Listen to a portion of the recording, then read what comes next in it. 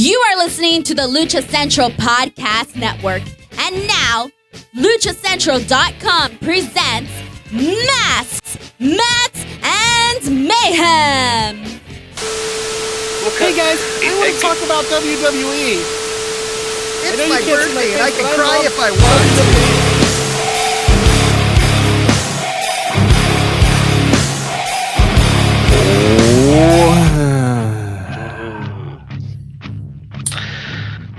Yeah, fire! Welcome! Justin. Maybe if I put the Taurus... Welcome to another edition of Mass Mats and Mayhem. I am your birthday host, the Outlaw LA Red. You can find me on social media at JustinHarvey75. You can find the entire show on social media at MMMshow75. Up there is my partner, my friend, my buddy who came to celebrate my birthday with me at Meefloaf from across the pond. Hello. Happy birthday, Justin. My birthday. And then there's the waiter that has brought us a nice cake because, when you go to the restaurant and you say that it's your birthday, they bring you a cake. So our kind waiter up here has brought us the cake to the table. Thanks, waiter. My birthday cakes. I'm sharing with both of us. Wait. What do you mean my birthday This cakes? is a chocolate cake and this is a chocolate tres leches cake. So that's why I said plural cakes. There's more than one. Right, for me. Multiple cakes for me. Thank you. For me. For those of you who don't know, a few years back, Why'd you bring chocolate cake? I was born on March the 1st. I know you're watching this on March 2nd, but yeah, it's our birthday. It's the birthday episode, and March 1st is a very, very important date because I share this birthday with a very close, good friend of mine. You're going to say Justin Bieber. Yeah, I was going to. How'd you know? You know Bieber too? Because I fed you that joke 3 days ago. I know, you're a writer for the show. That's really awesome of you when you actually do your job, when you write jokes for the show. I mean, right now I'm also watching Maki Ito and Tita Hiroku face off on the Bleacher Report website. I can't get Bleacher Report on this thing. I'm so mad about it right now. Click on the website. Because it's an app thing, and I can't throw to the TV because then the bandwidth goes down and blah, blah, blah. Yeah. But you can watch it on your phone, I guess, which is super fun. Yeah. Cakes forever. All right, so it's our birthday. I'm gonna make a wish on my birthday. It's both of our birthdays. If you have to sing happy birthday, then Justin and I will blow out the candle. Wait. How do you figure Feliz cumpleaños, Justin? Feliz cumpleaños, Justin. Hold on, it's Justine, I think in Spanish. Justine. Happy birthday to Byron. No, listen, Byron. I thought we got this settled. Last year, you had you had the movie premiere thing of Delusions of Morons. Yeah, it was the birthday. I kind of ceded the birthday to Byron, even though some people said a few nice things to me or whatever. But I let Byron have his moment. They sang happy birthday to all of us. It was his directorial thing. It was all your friends. No, I didn't know like half of them. Trust me. It was so last year was Byron's birthday on March 1st, and this year we decided that he would give out the reach around to me. That's just the way that it works, right? Well, and then as a typical white man, he's stealing it back. All right, I'm going to blow it out. In 3, that's 2, racist thing. Are we blowing out the candles? Yeah. Ready? Here we go. In 3. Me, not you, you son of a bitch.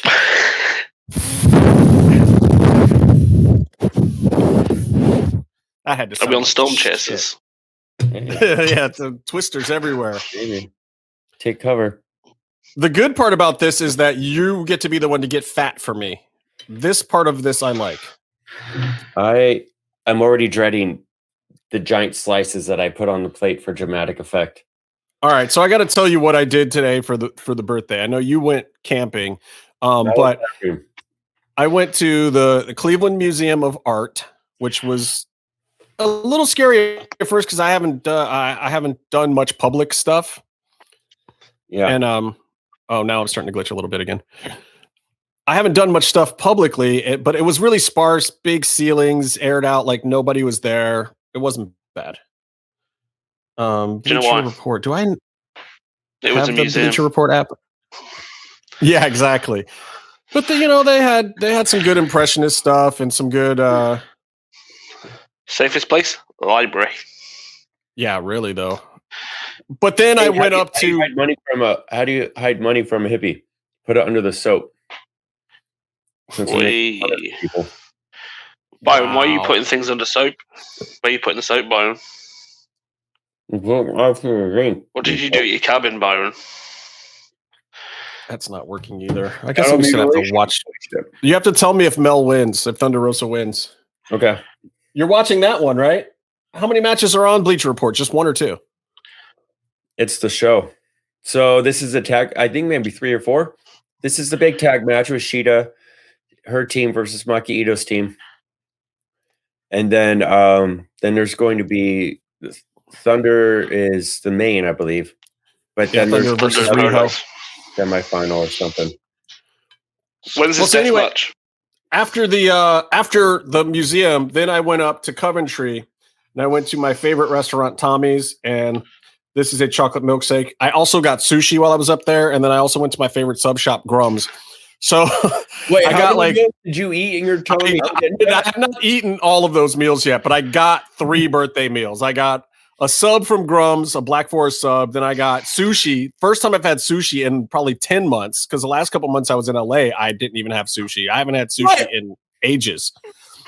But there's a real Japanese place up there. I got sushi from there. It was great. I ate that first. And then I also have some falafel and a shake from Tommy's. Cheers. So I'm going to be a great big fat man. Go for it.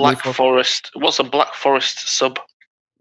Well, it's this place Grum's, dude, they've been there since I was a little kid, so place is old and it hasn't changed a bit. But good. Their Black Forest sub is Black Forest ham with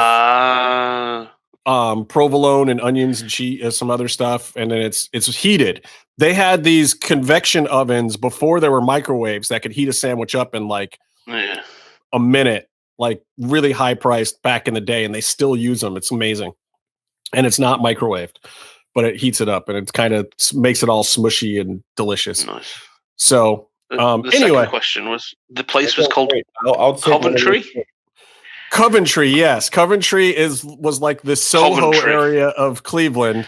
It's a street. It's Coventry Street, but they call the area Coventry because it was built up with all sorts of Coventry. Coventry. Yeah, Coventry. Yeah. Okay. So you know there's a saying being sent to Coventry. Why is that? Because no one fucking wants to go there. Well, in Cleveland, it's not such a bad place. No. In England, shithole. Well, yeah, I get that. There's quite a lot of places like that. No, it's cool. I grew up really close to there in Cleveland, and it was really it was kind of like a melting pot. A lot of hippies had been there. It was right at the intersection of kind of where the black neighborhood is in East Cleveland on one side. Then there's Little Italy, literally like old school mob run Little Italy right nearby. Then there's a lot of the Jewish kids were on one side, and then a bunch of the Catholic kids were on St. Anne's up on the other side at Coventry and Cedar. And then, some regular suburbia mixed in there too. So where I grew up, and especially the Coventry part of that area, was like this melting pot of all sorts of cultures. Like everyone listened to hip hop, everyone ate lox and bagels, everyone was on a skateboard. Trent Reznor used to sit down there and pedal his, first demo tape when he was before 9 Inch Nails was huge. Like it was this cool area of Cleveland. So I went back for a visit. I lived there for a little while in the 90s. After I got out of high school, I lived up there for a minute. Hey, I got to send a super duper big shout out to Jesus Garola. He sent us a very nice DM. I don't know if you saw this one or not, Byron. No. Did you see this one this was in the MMMshow IG. Oh, no, I haven't. I think I read it before you did. Like Byron and I both checked that account. So you never know which one of us you're going to get, by the way. But once I check it, then it shows as read. So he probably didn't read it. But anyway, Jesus said, got to thank you guys for all the podcasts you've been putting up ever since working overnights at the new store these past few months. I'm able to listen to all the ones you guys have up on Spotify. I'm enjoying the updates on what's happening through all the companies, as well as the usual shenanigans going on between y'all. Yeah. And especially he enjoyed the Azteca Underground update that we did. Nice. Are you still hearing me, Byron? Nice I hear you, yeah. No, we heard you. Thank you, friend, for that Say Jesus. Jesus. Jesus. And he had some other questions and stuff about Azteca Underground, but as I understand it, really, this is kind of an angle they're bringing in to have to make some sense of some AAA guys being there and kind of doing another thing. I don't think it's going to go very far. He was saying how cool it would be. Like, look, they're doing it up. They did the website.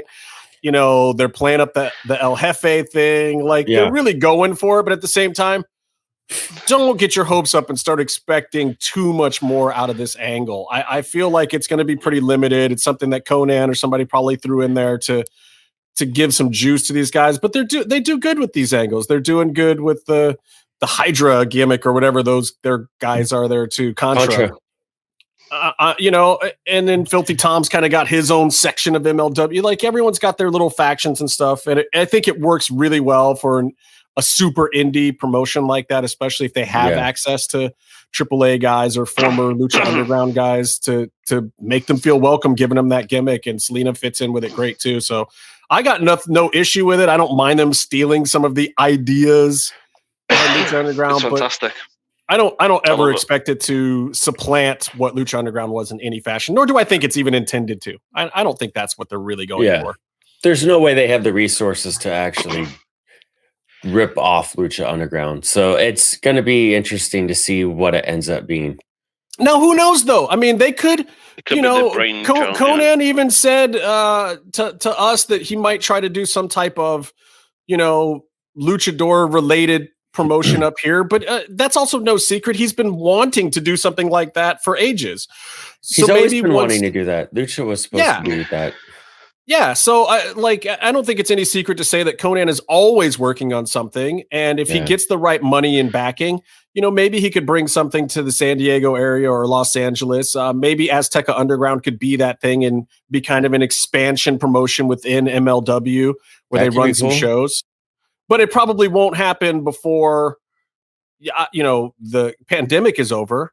I don't think that they could do it without getting some butts and seats and having some TV deals in place. And, I don't think anyone's going to start up something brand new right now. Everyone's just kind of scraping by to keep whatever they already had going. So we'll see. And Conan has even told us that look, he's working on some stuff.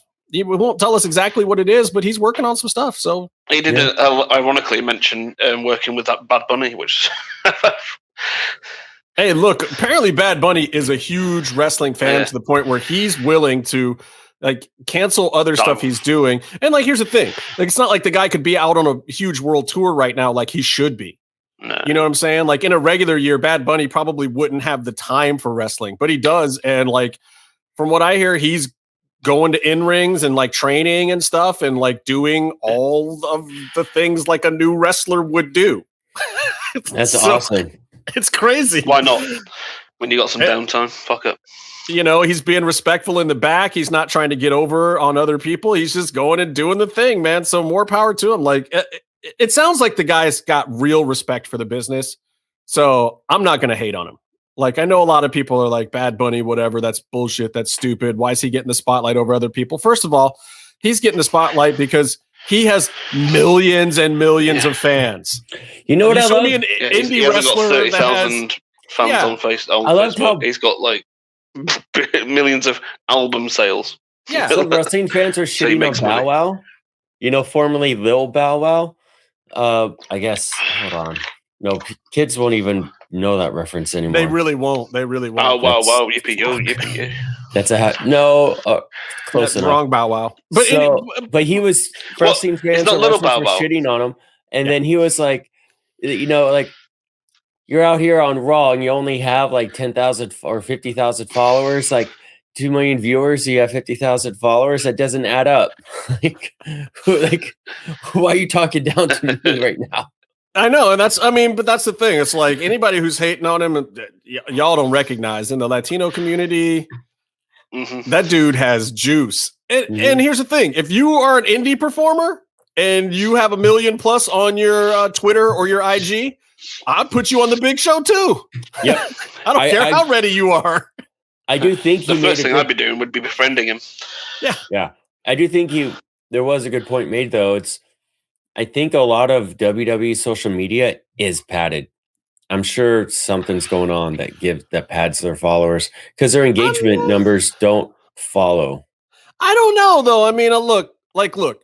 Okay, if you think about Taya and Morrison, to me in the wrestling world, I think Taya might honestly be within the wrestling world bigger than Morrison in a lot of ways. But Morrison has over 1 million followers and she's got 150,000 because he's the WWE guy and she's not.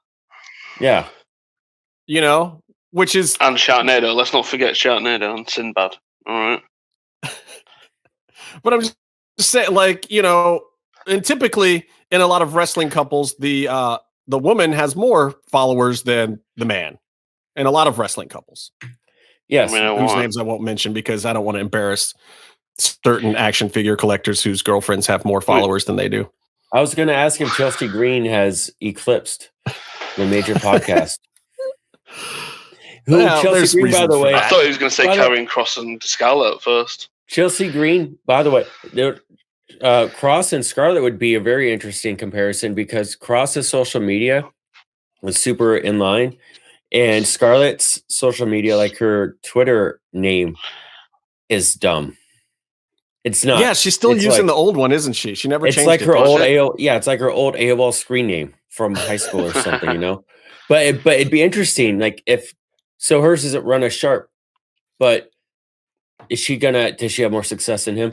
But I think it's funny if Chelsea Green has more than the Zack Ryder guys, the Major Bros, because effectively she hasn't had any kind of career on TV aside from, you know, Impact, but like she hasn't done anything in WWE but all she wears is bikini. Yes, bikinis. That's very true. And admittedly so. I don't even think she's thirst trapping. Literally, she just likes to wear bikinis. I know, me too. I get it. All the time. I know, Byron, which we have a rule where Byron is not allowed to do that on this show anymore. They keep getting smaller. I don't know why.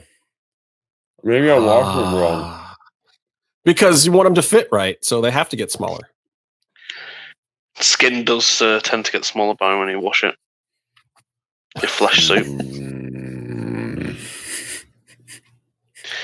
Wow. I don't feel I'm eating way too much. I'm eating like a month's worth of sugar right now for a gag. It's for a gag? Oh, you're going to blame this on us that you're eating all of those cakes? All of those cakes. You could have sent one to me on dry ice. I didn't get these cakes from my friends until yesterday. Holy fuck, she just kicked her head off. Wow, I wish I was watching that. All right. Maki Ito is the best. By the way. Let's take a quick break. Let's come back. What did we even just do? We just did the intro. We talked about Jesus and we talked about and I want to thank me too. What is it? Blood Ikes. BLODYXE. Anyway, he's got some cool Lucha Underground stuff going on that he's writing some of his own stories and continuing some of the ideas. I'm going to check that stuff out. Please. Yes. Don't doubt that I'm going to actually check it out. But he DM'd us this week too, and he's a big Lucha Underground fan that listens to the show. So that's our second shout out of the week. Can I do a quick unboxing? Oh, yeah, sure. You want to open a present for yourself? Go for it. Lean it on the microphone. He unboxed this leaning it on the microphone, by the way. I killed Meef's ears.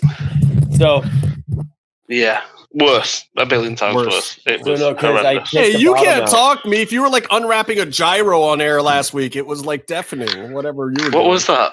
I don't know. You were eating something. So, yeah. I can't talk. Eating on this show is fully allowed. What did you get? Wait, it's already out of the box. I take the plastic out. Oh, my curry. I was eating the curry. And I was doing all the plastic crinkly stuff, leaning it against the microphone. And Meef was audibly hurt. So, here's Wait, did he come with the Burberry? Yeah, dude. We're a figure podcast, Kevin. Boss fights. Motherfuckers. Look at this. I'm talking about dolls right now, so you'll give us free shit next time. Anyway, so he has this reddish pink, underwears. As with all wrestling shows, you always get a good view of the taint. Every pinfall. No, that's only you. That's only every pinfall. You're looking straight between reproductive organs and butt Burberry, crack. or... So he has this. He's dope. He comes with a microphone, and his hair is very nicely like faded. And because he gets a fresh haircut probably every day because he's rich, and it's dope. It looks like him. I like it a lot. Second one. Oh God, I don't recommend eating 2 cakes with no other food. Byron is blown up. Yeah. Okay, so Yuka Sakazaki is fighting Ryo. Officially, he's the Undertaker on the way to the ring right now. There's going to be I thought you had a second scale box, of I do, to but I'm just saying there's the Yuka match is next. So it's a little bit of the bubbly, right? What? But it's a little bit of the bubbly toy. Jericho doll. That's dope, though. Does it come with free COVID? No, no, he makes you pay for it, you stupid Mark. Yeah, Jericho's a fucking worker, man. You have to pay him to get COVID. Yeah, you get no free COVID from no Jericho. See, do you have to stand on a flat surface? Basically, there's one moment from when he won the belt and catering was real shitty and he made fun of it. They have this figure made dedicated to the shitty beat this. What? I'm like logged in as you still. What is this? What is this? You are. This is bullshit. Oh, I'm shit. Done with this. No, it's probably fine. No, why'd he leave? His name is... Maybe that's what was fucking him up.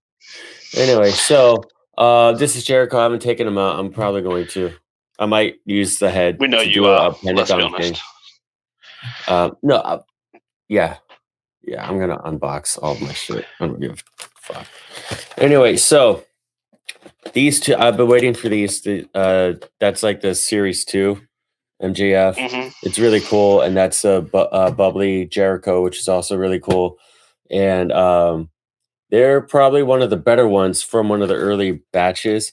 I'm hearing, though, that like, number one, I think Ringside has damaged packages from Series 2, Series 1. But they still haven't done the version 2 of Series 1 with the corrected skin tones. So those should be coming out at some point. And I recommend, if you can, buying stuff in the store if it's going to be more available, because it'll be cheaper and you get to check it out. Ringside hikes up prices, and it's just buy it in the store if you can. Anyway, Wave 6, which is the next... Support your local community. Support your local Walmart, Targets, Amazons. But Wave 6 is the next, as of yet, unannounced wave, and it's rumored to have... People got jobs, Byron. Huh? If a Walmart shuts down, no one will have a job. Well, all the stores that were already there will be able to sell stuff. Anyway, I'm going to finish this real quick because Yuka Sakazaki's on the screen, and she's a magical girl. You and Casey. I thought it was bad enough with Casey. Yeah. Anyway, I would fight them both for Yuka, to be fair. Yuka's awesome, man. It's all like... right. Anyway, so to finish what I was trying to say, the next... Can we get you off the discovered wave, the next not announced wave of AEW Unrivaled should have MJF and Jericho in it. So I would keep an eye out for that if you're looking to buy any. Happy 41st birthday to Byron. Yeah, by the time those come out. And who knows? But anyway, it's just... by the time he finishes his fucking sentence. Is it bad that I call them Y2MJF? I like calling them Y2MJF. Yeah, I hope it's some sort of duo thing, but whatever. Anyway, so I just keep a lookout for that. Those might be cooler than buying the old ones. Hey, listen, so I want to put in a couple of quick plugs for Expo Lucha coming up March 20th, 10 a.m.-ish, I believe, right? Sometime in there. Anyway, there's a few cool things that are going on. There is the Ring of Love dating game, where if you want to be the Bachelorette, the girl, and I do believe you have to be a girl in this case. I don't know. Maybe that's sexist, but I believe that's the way the contest is set up. Anyway, go to expolucha.com right now, or just hit @expolucha on Twitter and sign up for the Ring of Love dating game. So here's how it works from the way I understand it. It's kind of like the old dating game show where you get to ask questions of the bachelors, and there's going to be four real luchadors. They have not been announced, but I understand that they are very real, and that 3 of them are actually handsome without their masks on. One of them is a dog. There is a one of them is Caminito. There is a clarification as well. I checked, and the Lucha Central Podcast Network podcasts are actually not mystery. We're not allowed to be participants. We're not going to be one of the ones under the mask. Correct. We might do our own auction one of these days. If there's demand, we'll create a supply. How about that? Yeah. They know fucking demand. Look at Byron. It is. So the process is basically right now, if you go there and sign up, you could potentially be the Bachelorette. You could pick you'd ask 4 questions of the 4 luchadors, and then you could pick one to get a virtual date with at the end of it all. So sign up for that right now. There's a few other contests going on too, right? We've got that's so bad. We got the cosplay competition going on, and then there's there's one other one. The craftsman one, the master craftsman one, where your design can be turned into a luchador's mask.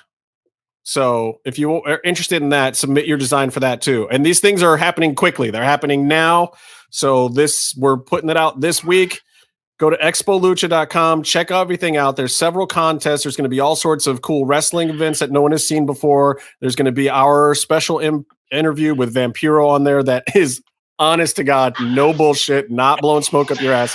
You cannot miss this. Things happen in this interview that will never be able to be explained. And every day I remember another thing.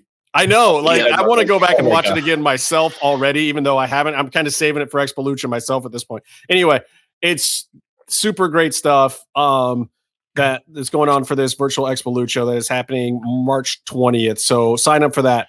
But right now, let me throw it over to Denise Salcedo in Lucha Central so you can find out everything else that's going on this week on the Lucha Central Podcast Network. Hey everyone, it's Denise Salcedo here in Lucha Central with a reminder of where and when to catch all of the great network content this week.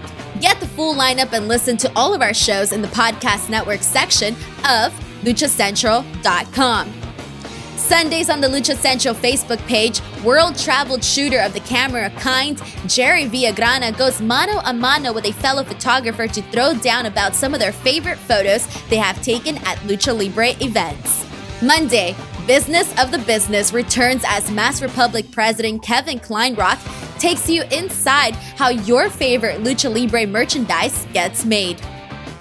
On Tuesdays, Mass Mats and Mayhem takes you inside the world of Lucha Underground as they take you weekly through the series with the benefit of hindsight and the benefit of special guests from the groundbreaking series. Check out the premiere video stream every Tuesday at 2 p.m. Pacific, 5 p.m. Eastern on the Lucha Central YouTube channel and at luchacentral.com. Then listen to it on your favorite podcast platform every Wednesday. Tuesday nights live, it's Wrestle Boss, where Fabi Chulo talks MMA and pro wrestling with special guests and listener call-ins. Visit WrestleBossLive.com Tuesday nights at 7 p.m. Pacific to listen live or call in with questions or download the show on podcast platforms on Wednesdays.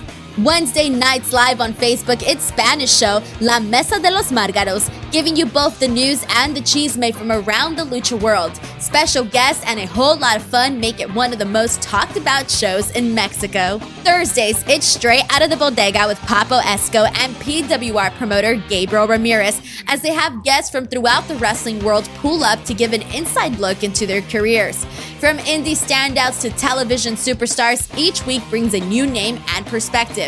On Friday, it's your double dose of Lucha Central Weekly podcast, one in English y el otro en español. Lucha Central Weekly is where you'll find all the top stories of the week, both inside and out of the ring from Mexico and anywhere luchadores are in action across the globe. Be sure to subscribe and follow all your favorite Lucha Central Network series on your favorite podcast platforms, either by their own series name or subscribe to the Lucha Central Podcast Network show pages to get all of the shows in one easy feed. And please consider giving a rating to help more fans find the shows that you love. For now, this is Denise Salcedo signing off from Lucha Central Central. Have a great week. Thanks, Denise. That was great. I love how you did that almost identical to how you did it last week. How does she do that? It's amazing that she can be that spot on. I mean, some people are just good at doing a read, man. That's a good read. She hit that thing like every time. I mean, like the inflection was almost even the same. It was really good stuff, Denise. Thank you. Appreciate you. Same video. I know because I put it together. It's the same video every time. Well, then pick a different one. Anyway. I should see if Kevin put something else in there. See if Kevin notices. He don't watch this show unless something big happens. Unless we talk we should do on the background. Put keeping 100 on there for a laugh. Unless advertise keeping it 100. I should put their Patreon content. Just put that in the middle of our boom. Tremendous. Let's put adverts of Vampira and Hoovy interviews. We should cut out at least one or two quick clips of Vampiro to just start teasing people with because it's so awesome. You guys got to check that thing out. Anyway, I'm going to talk WWE first because I'm less excited to do it. So I agree. There's WWE. They put 6 hours of wrestling on TV this week. They did that. Did you watch all 6? I did. That was a thing that happened.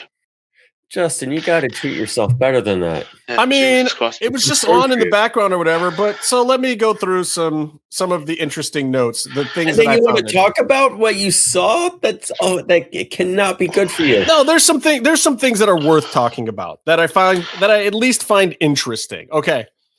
Okay. Braun Strowman being back in the mix. I was trying to find them. I'm happy about. I like the whole.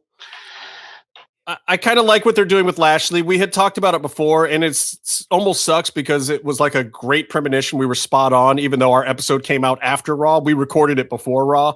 Yeah. But they're doing exactly what we thought with Lashley. They're pulling him from the mid-card guy that he's been.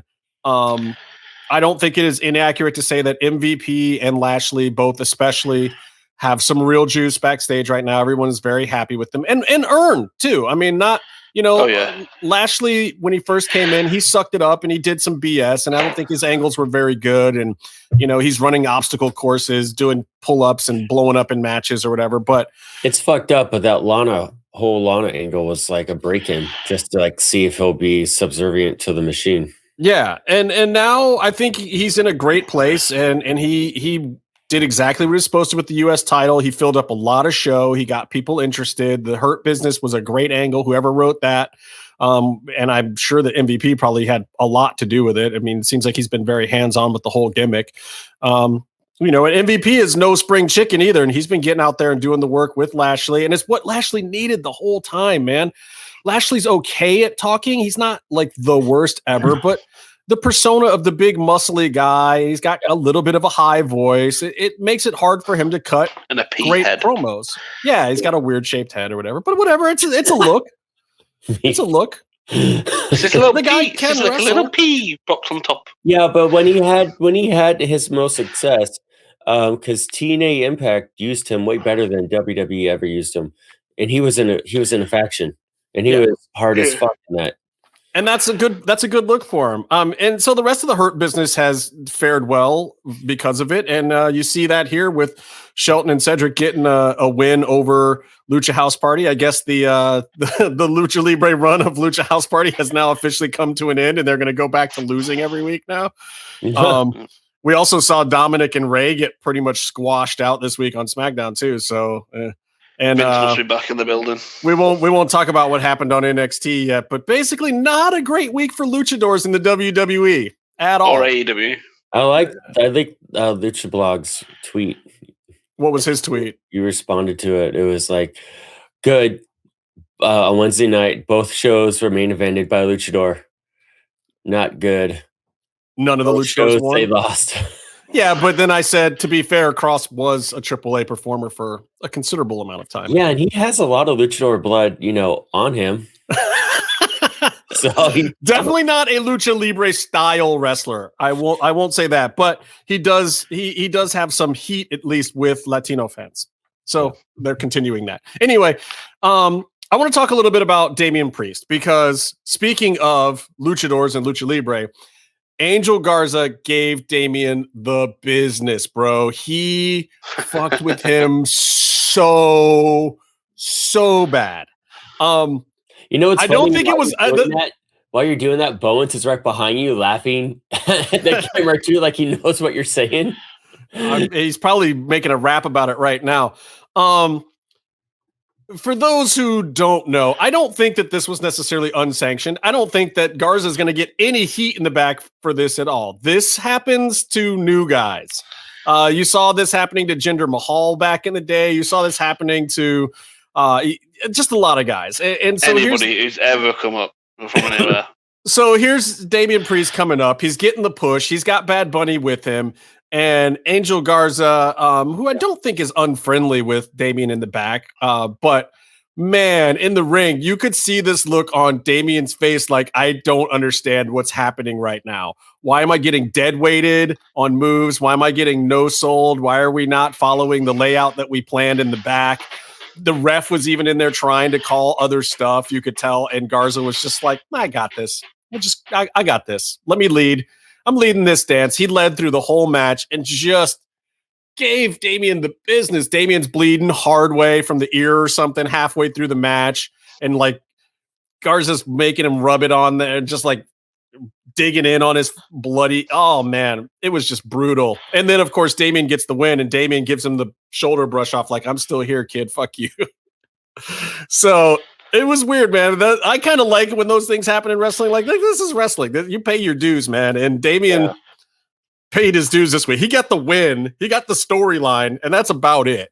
Well, it doesn't matter what he does on one show of Raw. He's in a main event program with the biggest star who's working for WWE right now, you know? And I think that's a lot of what was going on, because a year ago, Garza and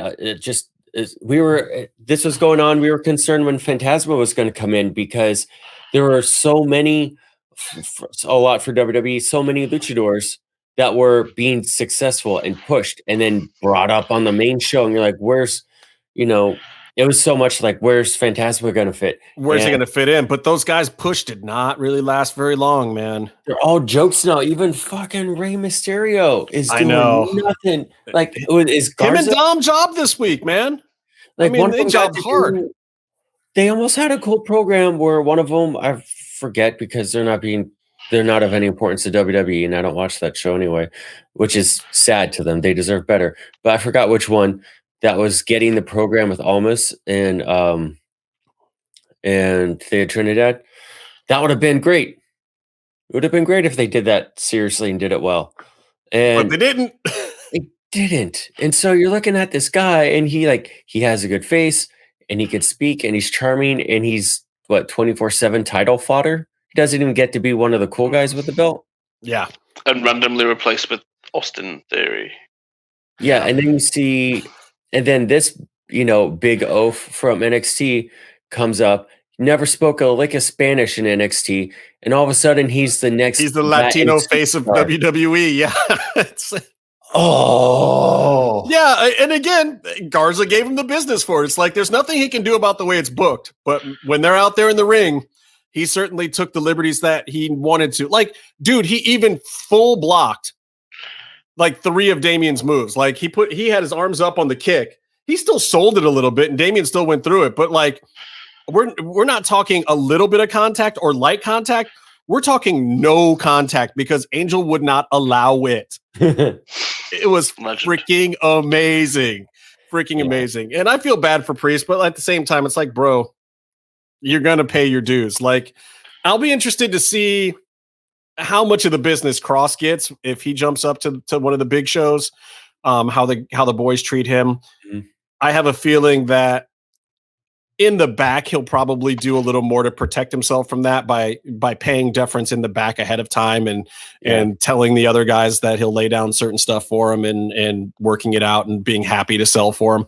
So, and I get the feeling that Damian didn't really do that. Not that he's a bad guy, but I just don't feel like he's as savvy in the business. So he got the business. Damian is also struggling more. like his whole WWE run has been trying to figure out how to have an on-camera personality, and now he's on Raw doing a spot that's mainly on-camera personality, and he's taking spots from people. But the writers are putting him over. They like where he's at right now, and from what I understand, he's got some friends over there. It just wasn't Angel Garza. I mean, that's a separate conversation over how well that we've had, how much better he's been doing in that spot, surprisingly, compared to everything else we saw. Yeah, I mean, I expected the gas to be out of it already, and it seems like, and the Bad Bunny thing is helping him out a lot. But I think Kross he's already made himself better because he's an opportunity for other people. Yeah. Well, so let's see what's some other stuff that happened on Raw. Yeah. Orton puked squid ink because of the Alexa thing. I like that somehow Randy Orton is feuding with Alexa Bliss right now. It's so bizarre and just out of the blue. I mean, I get it. It makes sense with his whole feud with Bray, but the fact that Alexa is continuing it without Bray, I think is just kind of unique and cool. It's like this giant, huge man and this little tiny girl, and they're in a feud. They're like a blood. Gave her the RKO. What do you expect her to do? Just take it? No, I love it. That's what I'm saying. I love it. Now she's doing Papa Shango. Of course she is. She's doing witchy woman stuff on him and making him puke the black blood or whatever. It's super fun. I did that once in college. I ate honey barbecue wings. And I drank a lot of cheap whiskey. Wow. See, this is why I never drink red alcohol though, because I want to know when I'm puking blood. Like you'll never catch me drinking something red. That's smart. So this next match had 3 of my favorite female performers in it: Charlotte Flair, Asuka, Shayna Baszler, and then it had also Nia. She sucks. The only reason why I even bring this match up is because Asuka and Shayna. Sorry. Asuka and Shayna were fire. They were really good together in this match in the middle of a show that just otherwise did not matter. I don't know. It does. Oh God. And Nia is still having trouble with her power bomb of all things. So Nia goes into this power bomb, but it's weird because it's part of her build that makes this a problem. So maybe she shouldn't do the move. I know she's the big power player in this division, but because of her shoulders and her boobs, she literally can't throw anyone straight down. They kind of roll off of her, so they over torque and come down on the back of their head constantly. Well, 1, she sucks. 2, she's not strong. But maybe she should do the sit out version like Nyla does, because you know what she should do? That's gonna fuck her back up. Maybe, but I don't know. The way she's throwing these girls down, they over torque every time because she has to roll them because she can't. Like if you look back and you think about like Big Show and even Undertaker and these guys that have longer arms, when they do the power bomb, they get that extension so the person is way out and then they can bring them down flat. Yeah. So it's just a flat back bump. Maybe there's a little push to it, so it still hurts a little bit more. But the way she's doing it, somebody's gonna get crammed real bad, man. Well, I don't know how. Maybe she should do the full, like almost like a full forward. She needs to do that, or she needs to stop doing the power bomb. But maybe she can do the Nash drop bomb. Nash took care of everyone except the Giant one time. Yeah, well, that was a thing. But yeah, the way that Nash did it too, he would push them out, and then as they were actually up vertical this way, he would kind of lay them down so it would turn into a back bump halfway down. It was beautiful. Yeah. I mean, it didn't. The sad thing about it is it didn't look very impactful because it wasn't. He got made fun of all the time.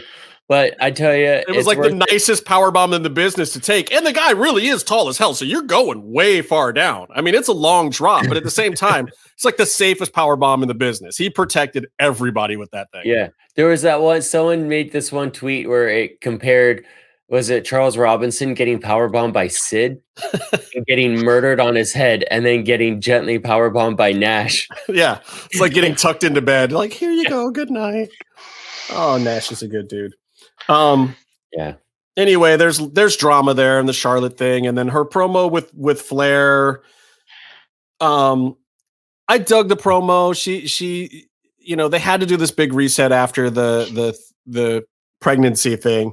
And Rick said, I never said it was mine, which he didn't. So they're already backpedaling off of that. There's a little retconning going on already, which is fine. Mel has new face paint. Who does? Mel? No, Thunder Rosa. No. Sorry. Oh, I like her gear. I did like Charlotte telling Flair that he sees potential in lots of blondes. Anyway. She's disturbing because she's blonde. Ricochet versus AJ Styles. Ricochet looks like an absolute star coming to the ring in this ring gear. And I'm just watching this match the whole time. I'm thinking, oh my God, this would be so much fire in New Japan. Mm-hmm.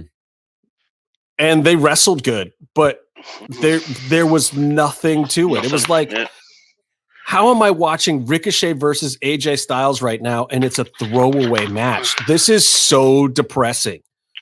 Yeah. Like that's a Wrestle Kingdom, second headliner. That's like a huge match. They're separated by like half a generation. Like they're, as far as in-ring performer, they're among the best of their age group. Yeah. The problem with WWE is that apart from the 16 pay-per-views a year, is the fact that basically all the matches, none of them are held off. Yeah. There's no The Rock and Austin finally wrestle each other. That is true. So Ricochet doesn't have actual money matches anymore. No, I mean, it was just like, but, and we give Ricochet a lot of shit, but man, just seeing his ring entrance and seeing how he looked coming to the ring, it's like, no, you know what? This guy really is a WWE superstar. He really does have what it takes. Like his promo skills lack a little bit, but if he actually got some decent promos and got some feuds where he could work on it a little bit. Yeah. Well, or if they put him with somebody that could cut a promo or a manager or something, like the guy's money. Well, I mean, if you listen to him talk, he's a huge dork and you don't take him seriously. But how do you explain how much of a success he was in NXT? He was a superhero. Because he was a great wrestler and they capitalized on it and made that a main event marquee item. So they just aren't doing that on Raw. I don't know. Like this could have been a huge match if AJ had cut one real promo on Ricochet at the beginning of this show. This could have actually been a great, co-main event for this show and had some real heat on it. But you need to have an idea that they might win. It's two different brand identities. So NXT is about wrestling in general, performance, whereas WWE is just about filling airtime, making money. Selling ads, selling t-shirts. But anyway, hey, maybe he'll start selling more shirts just because the ring gear and the entrance looked awesome. Yeah. All right, I got to talk quickly about SmackDown. Roman and Edge are doing their thing, and D-Bry and this, that, and the other thing, whatever. Oh yeah, we get where it's going. D-Bry at Fastlane and Roman booking himself into the main position. Yeah, stirring it up a little bit just to keep the whole thing going. Of will Edge actually face Roman Reigns at WrestleMania? I don't think it's avoidable. I don't think you're going to see D-Bry actually get into the mix here. So who cares? Otis and Chad Gable squashed Dominic and Ray. Squash match. I have a question. Where's Tucker? Carlson? Tucky. They fell out, didn't they? Byron, he turned on him. Tucker Carlson. Fucking bow tie twerp. I knew that would get some heat from you. No, I'm more upset about how Tucker from Heavy Machinery is a nobody now. Yep, they were so great together. Shakes weights. It has moved on. It is a new gimmick. It is a new thing now, my friend. It is what it is. Does he have a job anymore? I don't know. I haven't seen him in a while. No, maybe they split up and that was it. Maybe he's jobbed out for the 24/7 title once, or who knows? I don't even remember at this point. Anyway, Apollo Crews does a heel turn. Yeah. That felt very Vince inspired. He's gonna be black. He's gonna be Nigerian. Yeah. Like it's like okay, was he sending emails to everyone? I just find it funny. The week after we see Kamaru Usman, the Nigerian Nightmare, destroy another man's soul, that all of a sudden Apollo Crews does a heel turn to become Nigerian. This is a cool submission. For some reason, it's a bad thing for a black guy to be affluent from an African country, to have dignity and pride in his heritage. And somehow that's pretty much all he said. And somehow that makes him a heel. Yeah. What the ever living fuck? Can I just say really quickly? Is he the Iron Sheik? When you watch Thunder Rosa Riho's match, you're gonna know what I'm talking about when I say that was a cool submission move. Anyway, yeah, so it's the same thing as like when Juice Robinson was someone who liked the environment, wanted to recycle, and Vince was like, "This is," or whoever NXT was like, "This is the ultimate WWE heel." Well, that's what they did with Daniel Bryan when he was heel too. Yeah, I don't know. It irked me, and then to add insult to injury, Shinsuke Nakamura, who was getting a huge push 3 weeks ago, then immediately jobs to Apollo, the Nigerian Prince of Darkness, or whatever the fuck he is now. Oh, just hurt my parts. I really hope that's his name. No, it should be. Really? And then the thing is the one thing I have to tell you, because obviously you don't like soccer so much, but the Super Eagles, Nigeria, have the greatest football kits ever. They are fantastic. They sell out tens of thousands. Let me translate for our American fans. That means in soccer, the Nigerian team has very good clothing that sells a lot of units. Gee, where has that sort of thing happened before? What thing? What? The thing where a group of black people have something that's cool, like let's say clothing or music. And then appropriation. Appropriation, yes. Cultural appropriation. That's a thing. Meef is like, this is so awesome. Meef. Other not surprising moments, Bianca has chosen Sasha. And yes, I said Bianca this time. I did not call her Naomi again. Bianca. Sorry. Just bad on my part. I have no defense for that one. I can't believe you let me call fucking hilarious. Naomi. Bianca Naomi. Oh my god. No, you didn't try. You guys just stopped cold dead in your tracks and looked at me like you didn't help me out. You didn't say, "Oh, hey man, you got them mixed up right there." You guys didn't help me out. You put me in the wind, didn't say anything, and I'm like, "What? What's wrong? What's wrong?" You're just laughing. The one black You're guy supposed to yell at me and say, "Look, thing. jackass! Black people don't all look alike. What are you doing, you racist prick?" That's what you're supposed to say. Oh, you guys suck. There's just too much comic material that Byron wants to use right now, and he can't. Oh my god. Anyway, Sami Zayn and Corbin versus Street Profits, or should I say versus Angelo Dawkins, because he was the coolest thing in the match. The only cool thing in the match. He did the dot. Well, he was cooler than all three of the other people in the match, to be fair. Yeah, and then a double count at the end. Nothing else to see there. Let's talk about NXT since we're almost through this WWE stuff. SmackDown was is like he's the guy for that team now. He's the main guy. Who, Dawkins? Yeah, of course he is. But what happened to Montez Ford, who's way better at everything than him? I don't know. I don't know what to tell you, man. They're just like WWE is just inconsistent. That's all you can. That's all you can know. Like, why have they not done anything with Ricochet and Montez Ford 1-on-1 or as a team?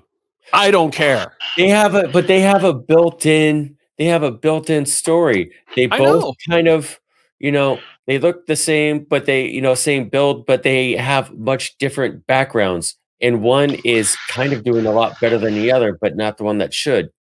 There's a lot to be mad at each other about. They also match up well in the ring, you know, and if you have a reason for those guys to go at each other, it would be fire, but they just don't see it. They're not thinking about that. I don't know what it is. But also the wrestling show that we like better, NXT, I don't know, man. Right off the bat, I'm watching NXT and I'm like, wait, why are we getting a Gargano Loomis blow off to start the show right now? That's true. What? That should be a takeover match. That's what it should have been. And they're probably leading back to another takeover match, but this was so out of place. And even especially being the first match on the show, I don't get. Like, and it seemed to be setting up Indy Hartwell, Fancy, and Dexter Loomis more than anything else. Right. Which is, I get it. That's fine. But also, this is the show that you go to for wrestling, not the boy girl story stuff. Oh, and also Austin Theory being wanting to be his friend. Yeah. I mean, So basically, are you splitting up the way? Is that what we're doing here? Hopefully. What was the point of any of this? I guess is what I'm trying to get at. I mean, Yeah. in my When opinion, Regal waiting for his Uber lift. I think this is one of those things. It's like when we see a lot of Cody programs on AEW, Cody matches, where it's like 10 people get into the match somehow. Right.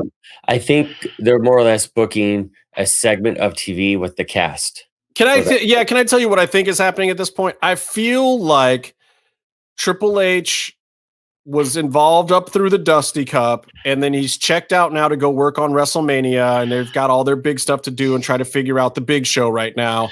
And they're leaving it to the underlings and the other writers, and maybe even the talent a little bit themselves. They're telling them where they want them to be shifted to by WrestleMania TakeOver, and that's probably all the guidance that they're getting. That's what I feel like. Maybe Shawn Michaels is running the show right now. I don't fucking know. Like, who's running things down there, because it feels real off. Yeah. And all higgledy-piggledy rushed. So also you get Loomis puts Gargano to sleep. This is a non-title match. There's nothing I hate more than we're announcing to the world that this guy is better than your champion, and there's no heat to it because there's no belt change. That's just tragically asinine to me. I don't understand what happened, Byron. Did somebody just go over? No. But it was a move that one person murdered another person, and the murdered person. You can talk about it. This doesn't air until Tuesday, and I don't care about spoilers. You can say Well, Leaf might watch it. Oh my god! No. So Riho did the corner stomp. By the way, Mel did the corner delayed drop kick on Riho and like absolutely crushed her the rib cage. And she did the corner stop where you jump down on Mel, and Mel's eyes rolled in the back of her head. She was like a cartoon almost. Dude, I love Thunder Rosa's corner drop kick. She gets him right underneath the collarbone and just mashes him. But as Mel's face was going all Looney Tunes, like watching birds spin around, Riho just kind of sat up and smiled like she was so happy. Oh, that's a good matchup too. And Thunder Rosa's great with the smaller Japanese women in general. She always has been. She a lot of her early career was spent wrestling these girls. She's very familiar with the style. Mel did wrestle in Japan and wrestled a lot of the Japanese girls when they were over here too. So the finish was super pro. Dope. But also pro, like it was a roll up where after the 3 count, the person gets unfolded from the pin, and the person who won is already kneeling at center ring facing hard cam. Good. It was a veteran. I was going to say wait, you're saying they did something in AEW the way it's supposed to be done for camera direction. I'm saying there's at least one person in the ring right now who knows, very respectful, who knows how to wrestle for TV. Good. That is nice. Nice that somebody knows. And nice that it seems in AEW to always be the people who have actually been on TV less. Don't even understand that, but on other TV, not their TV. Correct. Anyway, back to NXT. Leon Ruff, Tyler Rust. I don't know. Yeah. Whatever. Swerve beats down Ruff. Swerve beats down Ruff before the match can even start. With his grill. Swerve is in a blood feud with Leon Ruff, even though he's already lost to him. This is bizarre. But I feel like maybe Swerve is starting to go the right direction, but I say this once every other month. So it is a tricky thing. Like this is where, Jericho, his heel stick was born on WCW. This is where Andrade came up in NXT. This is it's not how Phantasma came up. He was always winning. But it has been done well. But it's dangerous. It's like the Lance Storm's boring gimmick where like you start off and it's a little like, I don't know. But then if they just give up on it, like they do so many ideas, you're stuck with the first part. I feel like Swerve has gone through 4 incarnations already, and they've given up on every one after about a month and a half. So I don't know how he gets one of these to stick, or if they're just still going to keep trying stuff out, but we'll see. Cameron Grimes fails at the $1 million dribble challenge over and over again in this episode. Oh god, yeah, one of the. I loved it. I thought this was one of the best parts of the show. Did you hit me? I grew up with those $1 million segments, though. know. I mean, like, I was a 7-year-old kid when those things were airing first run. So, I remember Ted DiBiase kicking the ball away from the little kid. So as soon as they did that and Cameron didn't watch the whole video, I was already in tears because I knew where it was going. And it didn't matter to me. I was like, this dumb shit is so funny to me. But it's the last one, you might be right about Triple H not running it, someone else, the WWE normal guy from it, because he looked at a black person when he was asking to play basketball, and then someone went, not you, I'll ask someone else. And it was like, really? Are we going there? Yeah. But that aside, I mean, Michael PSA still works for the company, so like, yeah, true. Yeah, you're only going to clean so much up. But also, what I enjoy this segment. I enjoyed the things slapstick comedy, and it was just note by note what should have been done. None of it was surprising, but it was well done. The bigger point, since someone brought up Michael PSA's, how you did. But go ahead. How habitually drunk all the time, every day, all day do you have to be someone who gets in an argument with Mark Henry about whether or not, you're leaving? Justin? He knows where this is going. About whether or not you, a Southern white man, should be allowed to use the N-word. I should have stayed gone, but no, go ahead. Michael PSA's had the audacity, and it's like tinfoil, whatever, shiny yellow jumpsuit in his fanny pack. looking like the lead singer of Motley Crue. Yeah, but like how the singer looks now. Not yeah, like that's what I mean. Yeah, bloated and fucked. Does his fanny pack say C-pack on it? I don't know. But it's like I get. It says 4 more years, I think. Okay. I get believing in your opinion or in something and wanting to debate it, and maybe even being oblivious to how your stand on something offends someone. However, no matter what, Mark Henry can look me in the eye and tell me the sky is not blue, it is green, and I will say, yes, it is. Yes, sir. Very good. Yes, sir. Technically, Byron, it's not blue. Oh, God. So I'm just saying that's not a really good anecdote to use. So the next match, again, another what the F with booking. Zoe Stark, formerly Lacey Ryan, but WWE's got too many Lacey's, so that's not going to stick. So she's Zoe Stark now or whatever. John Stark's sister. Who cares? It's a weird name. It's a weird name. They're making her like a child, and she's never going to not be a child now. But here's the thing. I don't get what they're doing with her. First of all, the ring gear was horrible. The grown out black roots looking like, trailer trash hair.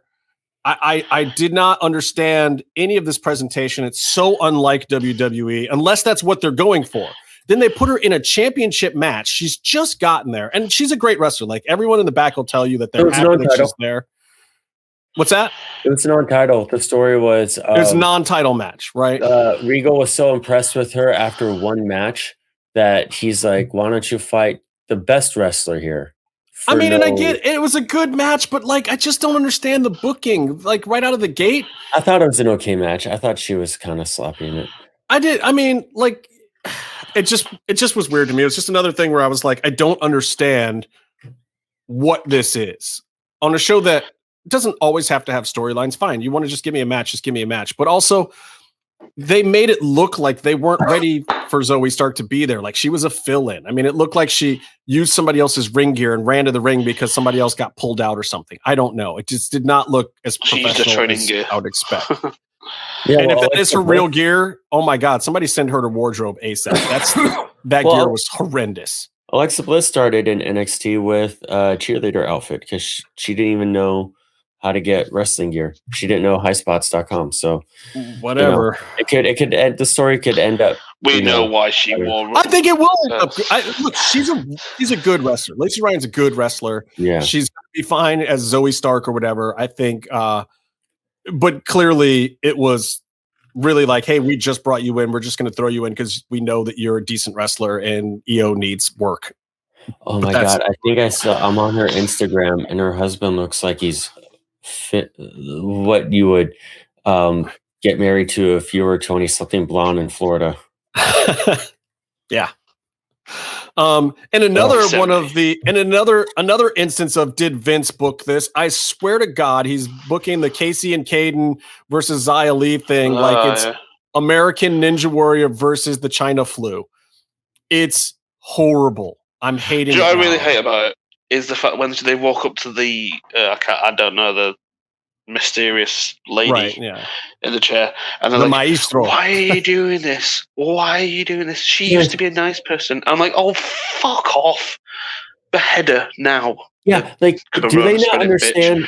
Number one, like, Casey and Caden are heels, and they don't get it. No, they always were. Nobody wants to like the little fire plug girl from American Ninja Warrior that can do 10,000 more chin-ups than everybody else. It's not a good story when you're in the wrestling world. She's the annoying little bratty chick, and she can play that up great. If you're going to have her there, let her do that. I could do 1,000 chin-ups if I weighed 70 pounds, by the way. Right. Like, there's a reason why she won American Ninja Warrior, because she has this much body strength and even less body fat. Yeah. She sucks. Boo her. And I think they're ruining all this cool stuff they did with Xia Li, and I'm just going to move on, but whatever. I mean, hopefully next week they fix it by having Xia Li just straight up murder both of them with her feet. Right. And then maybe like bathe in their blood a little bit. Hey, wait, but this next booking on this show will totally save everything, because Killian Dane and Drake Maverick are clearly the storyline that they're doing well with on NXT right now versus the grizzled young veterans who didn't need to get their heat back, but got to get their heat back anyway. Like, oh my God, really? I have to watch this just so they can get the grizzled young veterans heat back? What is going on? So that was the entire show up to this point. That's an hour and a half of complete nonsense on NXT this week just to get to Kross versus Santos no DQ. That should have been an hour-long match. Which was a super fun. I don't think it should have been an hour-long match. Like, look, I love Karrion Kross. I don't think I want to see him in an hour-long match anytime soon. I've seen him. I saw him do a grueling 20 minutes with Simon Gotch, and that was he was in better shape at the time too. And that was at the end of his spectrum for about as much as you're going to want to see. Yeah. But I wouldn't want to see Randy Orton in a 20-minute match either. I wouldn't want to see Edge in a 20-minute match, even though we did in the greatest match of all time. And it wasn't the greatest match of all time. I feel though with all the extracurriculars, they could have had a lot more steps to that. Maybe, story. But okay, so here's what I thought was good about it. They had a lot of the extracurriculars, but a lot of those were dominated by big cross spots, like big man spots. And that's good. And then the reason why the length of this match needed to be what it was because at a certain point, you're not going to do those as well anymore. Like you've seen the I Quit match with KO and Roman. They were holding up pretty good, but there were some big, hard spots on those guys. And you get to the end, and it's like, thank God there was a storyline ending because those dudes were blown the F up. Yeah. You've seen great performers. You know, the Kurt Angle, Shane McMahon thing where they're throwing each other back and forth through the glass. The end of that match was dragging ass, and Shane's a cardio machine, and it was just like, is he? Yeah. Compared to a lot of wrestlers, no, but compared to a lot of wrestlers, Shane has a good gas tank because he's not carrying around all that muscle. He's juiced up. Well, but also not carrying muscle sucks oxygen, bro. It does. It just does, and you blow up after 20 minutes unless you're in really good cardiovascular shape, and it's hard the more muscle you put. It's a balance that I fight with a lot. I think this match was a good balance of like, let's play around in the parking lot, let's do some dumb shit out there. Like, did I like all the spots out there? I thought they could have gone a little more hardcore with some of that stuff. What do you think, Beef? Thing he pulled out of the truck? The pickaxe? The pickaxe? Yeah. I really thought, first of all, by the way, I looked up Alexander Wolf, so I knew his name to bring it up 10 minutes ago, but I had to look it up, so I missed the opportunity. But I did like the moment where Alexander Wolf was like, used to be, badass to Killian Dane. That was a good moment. I think everything was for that moment, not even the Grizzly guys. And I agree. I love that you had to look up his name. That's amazing. I was like, I know this guy. Which one is he? I don't want to fuck this up. Sanity was awesome. Anyway, yeah. There's all this promise of violence and extreme stuff, and I don't want to dog Kross. I thought without any expectations, it was a great match, and I really enjoyed it on TV. And like what you were saying, Wednesday night was 2 main events. They were both really good. But it didn't live up to the violence and the type of stuff that Kross promised, and maybe he needs to reel his promos back. But I don't know. Okay, look, you remember when we saw him and Marty the Moth do their street fight thing, right? I felt like it was on par with that because Kross is actually a technical wrestler. He's not an ECW kind of guy. He's not a plunder, trash cans and whatnot kind of guy. So it's not really his match. That they're billing it as that kind of thing, and they're billing him as his eyeballs out. You said you were gonna I get it, but I mean, even Moxley is more of a hardcore wrestler guy than Kross. Kross would rather get in the ring and do suplees and I get that. Spin kicks and stuff.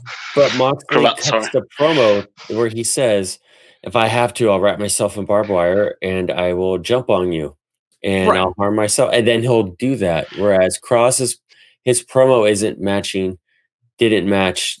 I loved both independently, but I don't think his promos for this match matched. Well, see, here's the thing I'll say. I liked it once they got in the arena. I liked him throwing the LDF guys through the plexi. Yeah, the Doomsday on the announce table was awesome. And the fact that they set it up perfectly ahead of time by him grabbing the steps and throwing him into the right spot. And I think the ref moved him perfectly off camera. But that's the kind of stuff that I appreciate in wrestling. By the time they come to do the spot, you don't even realize that Kross has the stairs there to be able to do the Doomsday, because the Doomsday is a low angle move. It doesn't have high elevation. Right. So for him to do it right, he had to be standing up a little bit higher. And because of it, pitch perfect spot. Nobody gets hurt. He protects the hell out of Santos. Everything goes sky high from the announce table and shatters everywhere. It looked fantastic. Kudos to both of those guys. That was, and I'm realizing Meef isn't talking much about this match yet, so I'm gonna say one thing and step back because I think he's a little invested. I have this. I always go back to the Kevin Owens power bomb on Sami Zayn, which put him out for months. I feel like there's certain spots you treat like that, and it makes for better storytelling, and it also helps on the bump card for the guys. That looked really great, but it didn't mean that much to me in the match because he couldn't pin him there. And also, like, he also stood up so he could be rolled into the ring. There wasn't much selling of something that should be murder. It looked right, but look at it too. Here's the thing with Kross, and I do want Meef to talk about the Santos side of this. Here's the thing with Kross. If you're building Kross the way that they are building Kross as kind of the monster, he's still undefeated in NXT. Something they've now started to note. Yeah. So, and now they're playing that storyline. Yes.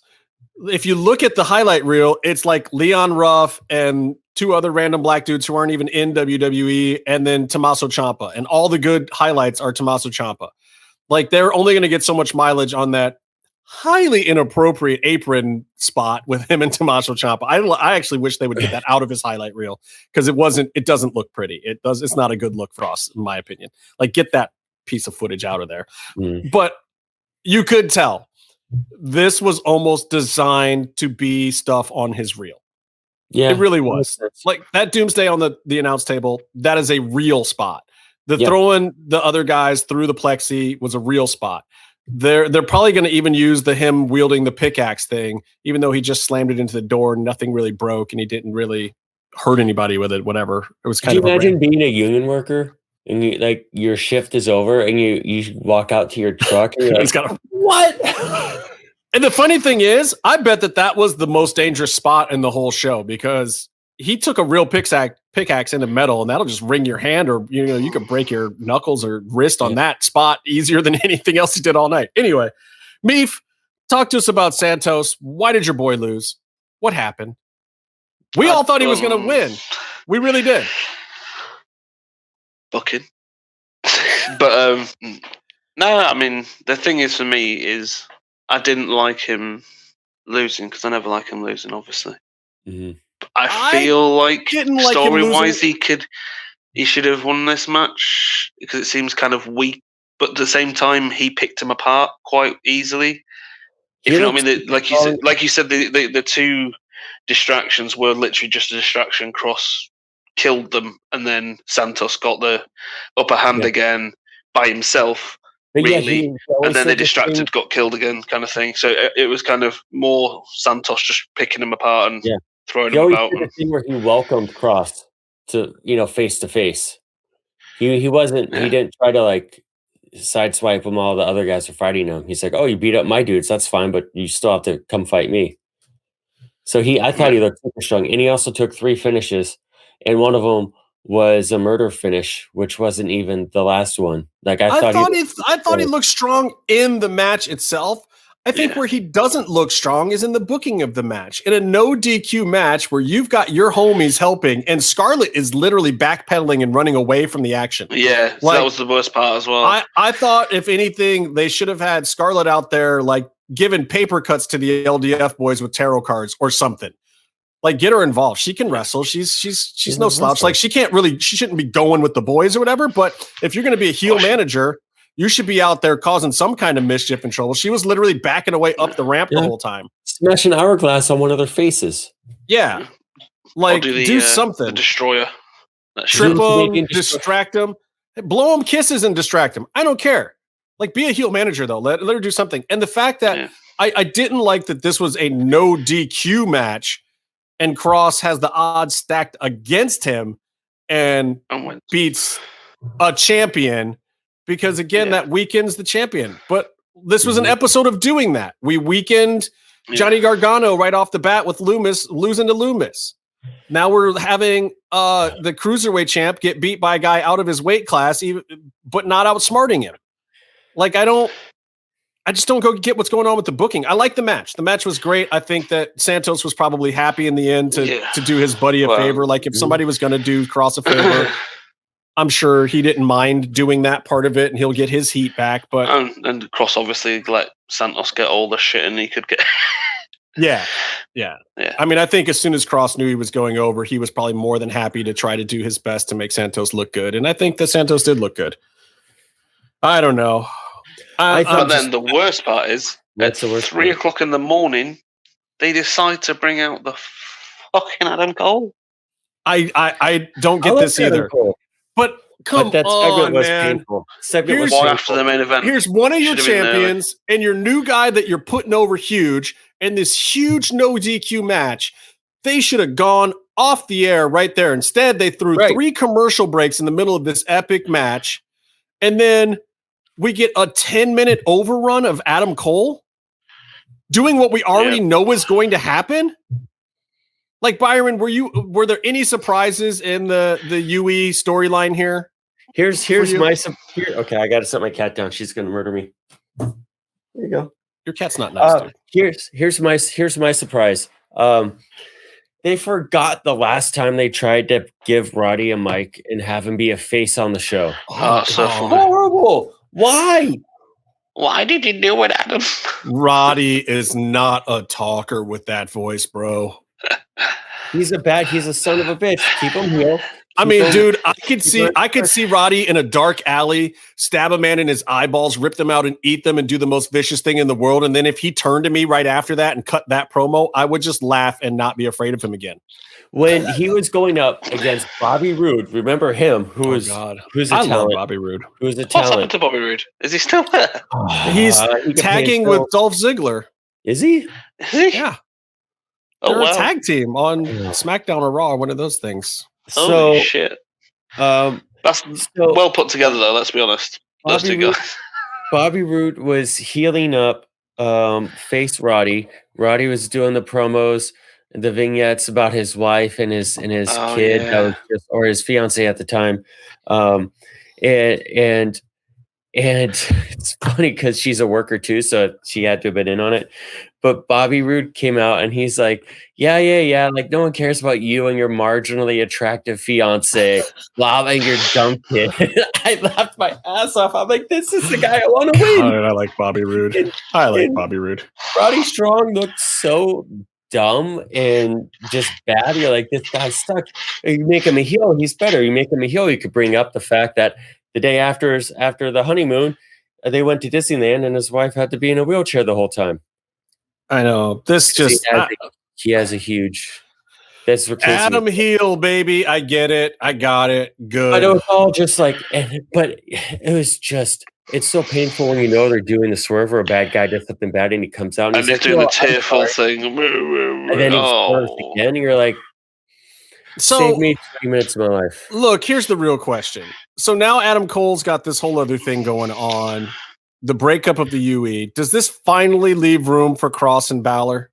And do we even want that to happen? I really was hoping Balor would drop to somebody else and then Kross could take it from them. But I feel like now... I think there's a lot of layers to this. And Balor... If Finn lets it happen. Balor... I mean, I don't know where you guys keep talking about that. I've never heard a thing about him being... I don't need to find it anywhere. I can just see it. He's a bad I can guy. see things. What happened? No. He's getting tattoos and playing Legos. It's studying and watching the actions of the people who book the show. Kross was doing his shit. He had the big entrance, and we all know Finn Balor's promo where he went a little bit off script was not about Damian Priest. It was about Karrion Kross coming in when Finn had just turned up, and Finn's like, "Oh, I'm special. I'm Finn Balor. Everybody loves Finn Balor." I felt that way too. Kross was like, boom, and he completely outshone that little leprechaun prick. All right, Pale-faced motherfucker. I mean, I think, and he's the kind of guy who would backstage be. I don't know what he's doing backstage or not, but I agree with. Look, they haven't booked. You can tell. They haven't booked Kross to deal with him yet, and they haven't put him in Finn Balor's sphere ever. You know, and Kross got the belt at one point in time, which I can't feel like Finn was happy about. And then Finn was the pivot when Kross was injured. I don't know that. Finn's going into WrestleMania with the belt. He wants it, and he'll probably use his juice. Now, I remembered some of his interviews about if NXT should have their title on, blah, blah, blah. And he's like, I'd really like to do a match on NXT and WrestleMania that weekend. It's like, it's him. So I get it. And I also get like that actually puts a wrench because Kross should be champ by then. But, okay, I get it. But also, he should win it that weekend. I mean, he really should. But I don't think they'll do that. I do accept. I mean, I don't think there's a lot of credibility into what Meef ever says, but I do. And I also dislike racism most of the time, but I accept Meef just hating Finn because he's Irish. He's a dirty Irishman. You know what would be balls? You know what would be balls? It would get almost anyone to pop. I say Kross takes the belt off of Finn at NXT. Then he shows up for the Edge Roman match and literally just stands ringside like this the whole time and watches the two of them. Yeah. That would be so balls. And nothing even has to come out of it. He can just go back to NXT the next week with the belt. But if he literally just stood there and watched Roman and Edge, or maybe even watched both of the belt matches, it would be so dope. I'm gonna what is it when you take someone's joke and you punch it up where you reply with a joke that should be funnier? I'm gonna add on to that and say I think that during that Finn should come out and him and Kross should brawl a little bit over their feud over the belt, interrupting a WWE title match to have a brief NXT title segment on WrestleMania in the main event. Like I would keep it simpler than that, because that's NXT disrespecting the big shows. Yeah. But like if Kross is just standing there announcing like, hey, I'm one of the big boys too, I think that serves a better purpose and also doesn't get him heat with the other boys. Raven sit at the ringside. It announces him. And not put him on commentary or any of that stupid shit. Just like literally have him walk out and sit in the front row with the belt. Or stand there, whatever. It would be awesome. Anyway, let's take another quick break because I want to talk about the best match of the week, and we haven't definitely gotten there with the watched it on the show. So we'll be right back after this to tell you what the match of the week is, and I can also assure you it involves one of your favorite luchadors. Lucha-masks.com, in partnership with Mask Republic, give you personal protective masks to keep you Lucha strong in the fight versus COVID-19.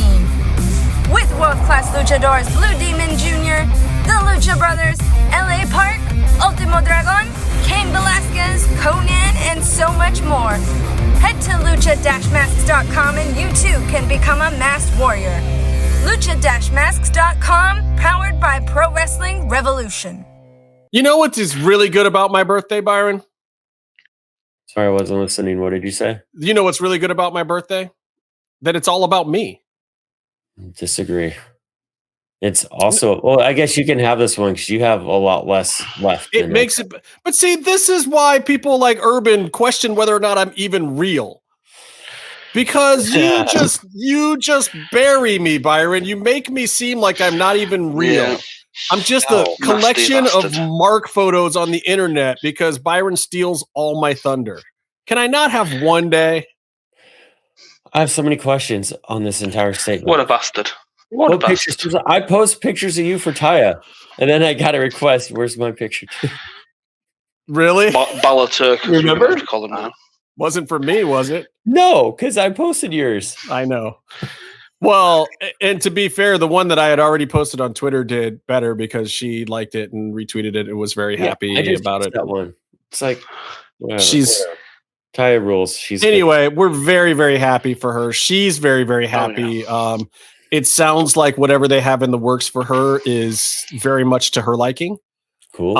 And I don't know what that will be, but it won't be what Byron thought, which is hanging out with the Miz and his lady because they're already finished filming that for the season. And I don't think they're going back for a while. I have a friend who works on that show, but no, I'm just saying in general, she is absolutely going to be in the loop on that show moving forward. I'm excited about it because I feel like they need another woman in there, and it's like you saw like Tamina got a win this past week and whatnot. It's like, God, Tamina just doesn't belong there. And here's the thing about the women's divisions. They almost need to break them into weight classes. And I hate to say it that way because it's not really fair, but at the same time, it's like, look, cruiserweights are better against other cruiserweights a lot of time. You know, the size disparity thing only works sometimes, and you get performers like Tamina and Nia Jax and Nyla Rose, and you know who they should be fighting? They should be fighting Deonna Purrazzo and ODB and like there's a division of women who are great wrestlers, but it is hard to go back and forth between the two. Like Natalya can do a little bit, but she doesn't get over as much with these little skinny, tiny girls. Like how much more would Natalya get over if she was wrestling Deonna Purrazzo or Taya every week? Taya can go back and forth between them. Taya can work the small girls and the bigger, stronger girls. She is right in between. They didn't sign Deonna. No, but that's what I'm saying. But that's why it's so unfortunate. Like there's all these companies now with all these female wrestlers, but at the same time, if you look at Impact, they have several women who are good in that realm with Su Yung and Deonna Purrazzo and ODB and Jazz even. They're a little bit thicker. They're stronger. They do power moves. They do hoss fights, you know, as opposed to like the Thunder Rosa size girls who are Chelsea Greens and, you know, Alexa Bliss. Casey Canizero. But even Sasha. Even Charlotte to a certain extent. Charlotte can work the big girls, but she can't do the big spots. She can't do the big lifts with those girls. And if those girls can't move fast enough to catch her right on her moonsaults and some of her other stuff, we've seen that happen with Charlotte when she works those girls. I can't stand Charlotte and Natalya. They work terribly together. Mickie James and Natalya work great. Mickie James and Charlotte work great, but Charlotte and Natalya don't. Like, it's just a thing. And I don't know if they pay attention to it or not, but I think that Taya will help them out so much because I feel like she is one of those performers that can bridge that gap. She could work at Tamina one week and she could work Sasha Banks the next. Yeah. She can work with Casey Catanzaro and figure out how to make her not suck. She can work.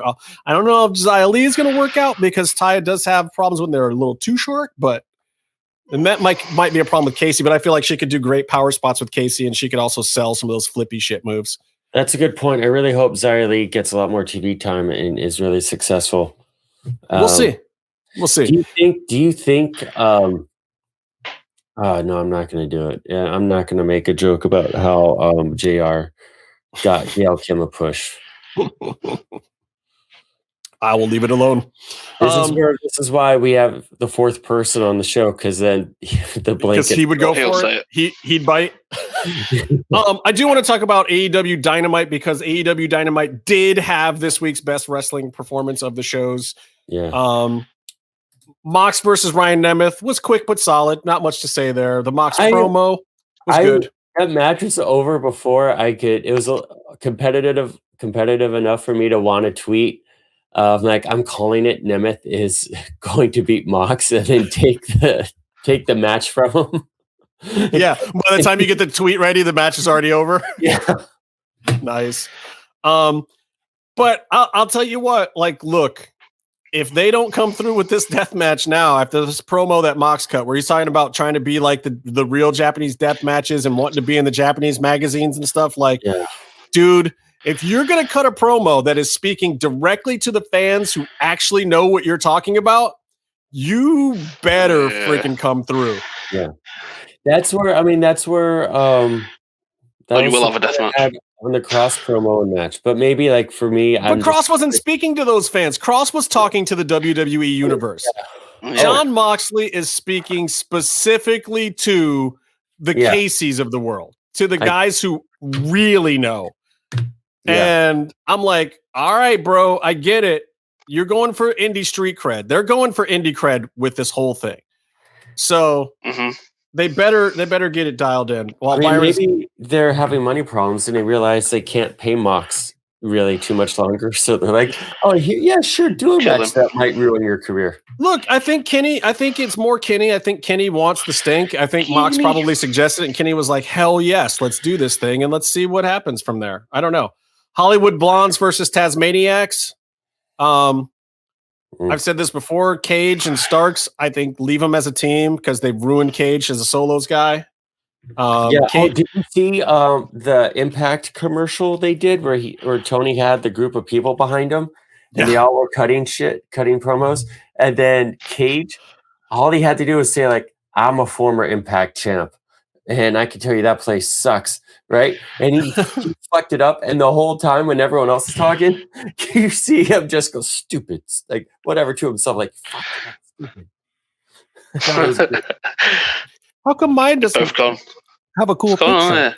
Huh? Oh no, my camera battery ran out, so then I have to redo my settings. You can take yourself as a picture of like Edgar Allan Poe. But why don't I have a cool picture like Byron's? I want a cool picture too. You got to set it up. Pay for your own account. I think that's what it is, because I tried to do that. I think I had one in there before, but then when I logged into MMM account and went back, it messed it up. Anyway, Drill Claw from Cage, clean for the win. Yeah, those look sweet. About time. Sting, body bag, Darby, zip lines. The Painters Union takes out the Tasmaniacs. Yay! Who cares? No, I thought it was awesome. It was so cool, man. Unimpressed. It was so cool for Darby to come all the way in on the zip line and then for them to have to cut to a different angle while he got taken out of it by the referee for 4.5 minutes. It was a great segment. He was stupid. He was able to. It's one of those things you can see that this is a problem with AEW. Though it's like we said about Lucha Underground at times. It sounds fucking fantastic as an idea, and then when in reality it's like, oh, yeah, like look, back in the day, Sting would do the decelerator rappel into the ring. We obviously know no one is ever doing that spot again after Owen Hart. Okay. Yeah. So they have to do a lamer version of it. But the second you go there, then it should just be like, look, you're not freaking Shawn Michaels at WrestleMania. This bit has been done. There's not even a crowd here to really pop for this thing, which would have covered it up perfectly. And you have Darby coming in on a zip line. I'm over it. Okay, so that's over fine. it. But I enjoyed it. I liked the video before. I mean, I still don't like the segment before where they didn't answer what happened when like they tried to commit kidnapping and homicide in a hate crime against Darby. I feel like that should have been dealt with. There should have been something about it. But I do like the promo where Sting is dragging Darby and Darby gets out and he smiles. They don't all make sense, but I dig Darby's videos. That part was better. No, that part, I didn't mind that part so much. The in-ring schmoz part with the rappel or the zip line was just... I mean, I get what that is. I expected that. Like, he comes down and then he beats some guys up and then they cut the Sting for a minute afterwards so he could get out of the harness. I get it. Fine. I enjoyed the thing. Sting hit the death drop, which I love. He hit a Stinger Splash. You know, I yelled Stinger Splash when he did it. And you can ask my neighbors about that too. I enjoyed it. Stuff is happening in the program. I was yelling too. My neighbors heard me. But what I was yelling is, why the fuck is this on my television? Well, because it's awesome. Happier things are to come. Happier things are to come. And yeah, I'll tell you my next happy thing. Fuck Stink in the Darby promo. I feel though they had about 4 weeks of not moving the story forward when they did the same thing over and over again. Put it on dark. That kind of killed it. Miro. Back to Miro form. I like this where he's a little more subtle with the promo and talking about how great Chuck actually is and come home, Chuck. I love that. All this stuff cracked me up. Miro's a funny guy. Dude, he is a funny guy. Like, if anybody was following his Rusev Twitter when he was in WWE and getting buried, like, his Twitter was better than everything he was doing on the show. And, like, bringing that Miro into this segment a little bit was great. And he still handed up a little too much in spots, but when he's being subtle and just, like, trying to play it serious but still saying the stupidest shit ever, it's the funniest thing in the world to me. I don't know why. I did not expect him to ask Charles to come back. Yeah, that was great. Come home, Charles. Come home. But I do think that whole program is killing Kip Sabian. I thought Kip Sabian was getting over and finding his groove when I think it's putting Kip Sabian exactly where Kip should be, in the shadow behind Miro and Penelope. Yeah, but no, I thought they had a good thing going. Let the kid come out and look pretty and wrestle every now and then, and let Miro do all the talking. I like it so much better this way. That's just me. I don't know. I like it. Anyway. Down cat. Brandon Drago Cutler. Yeah, do you know versus Jake Hager. I gotta say, Jake looks like he has lost a step. I feel like he's been training MMA so much that the wrestling is not second nature anymore. Maybe I'm wrong. Yeah. That's all I have to say about that. Y2J and MJF bloody up the Bucks dad. Yeah. Feels very WCW circa 1998.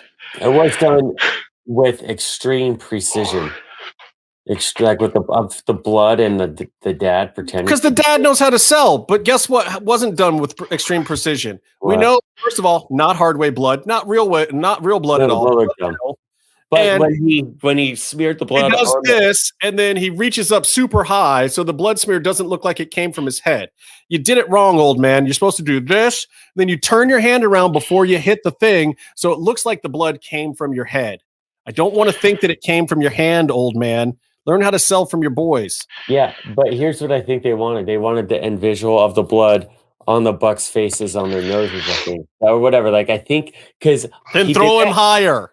But I also felt like I didn't notice like him loading his hand from his face. I thought he just had blood on his hands for the spot. So when he goes in, he gets like hit the right spot. But even then, the way you're supposed to do it is you turn and you put your hand up, protect your head from the shot, and then you get the blood all over the wall. Yeah, but I mean, it's not supposed to be in a separate spot. It's not supposed to be in a separate spot. There was 2 spots on the left one, and then a giant handprint up on the top of the other side. Come on. But look at what they got out of him. How much more are you going to ask for? Know what you're working with. Dude, if you're going to sell color on a wrestling show, I don't care who you are. There's been a lot of average Joe schmoes who have gotten to do a blood spot. people's parents called in and brothers or regulars in the audience that have done it better than the old Bucks old man did. This is Sorry. that. Better or worse? Better. All right. So far. Don't get me wrong. It seems like the old man is willing to play ball, and maybe he could sell something a little better next time. And, his boys are super carny, so I'm sure they were like, Dad, why did you do the blood up so high? We could get our dad to work for free because he's happy to see us. Let's bring him back next week. Yeah. We'll have to pay. See.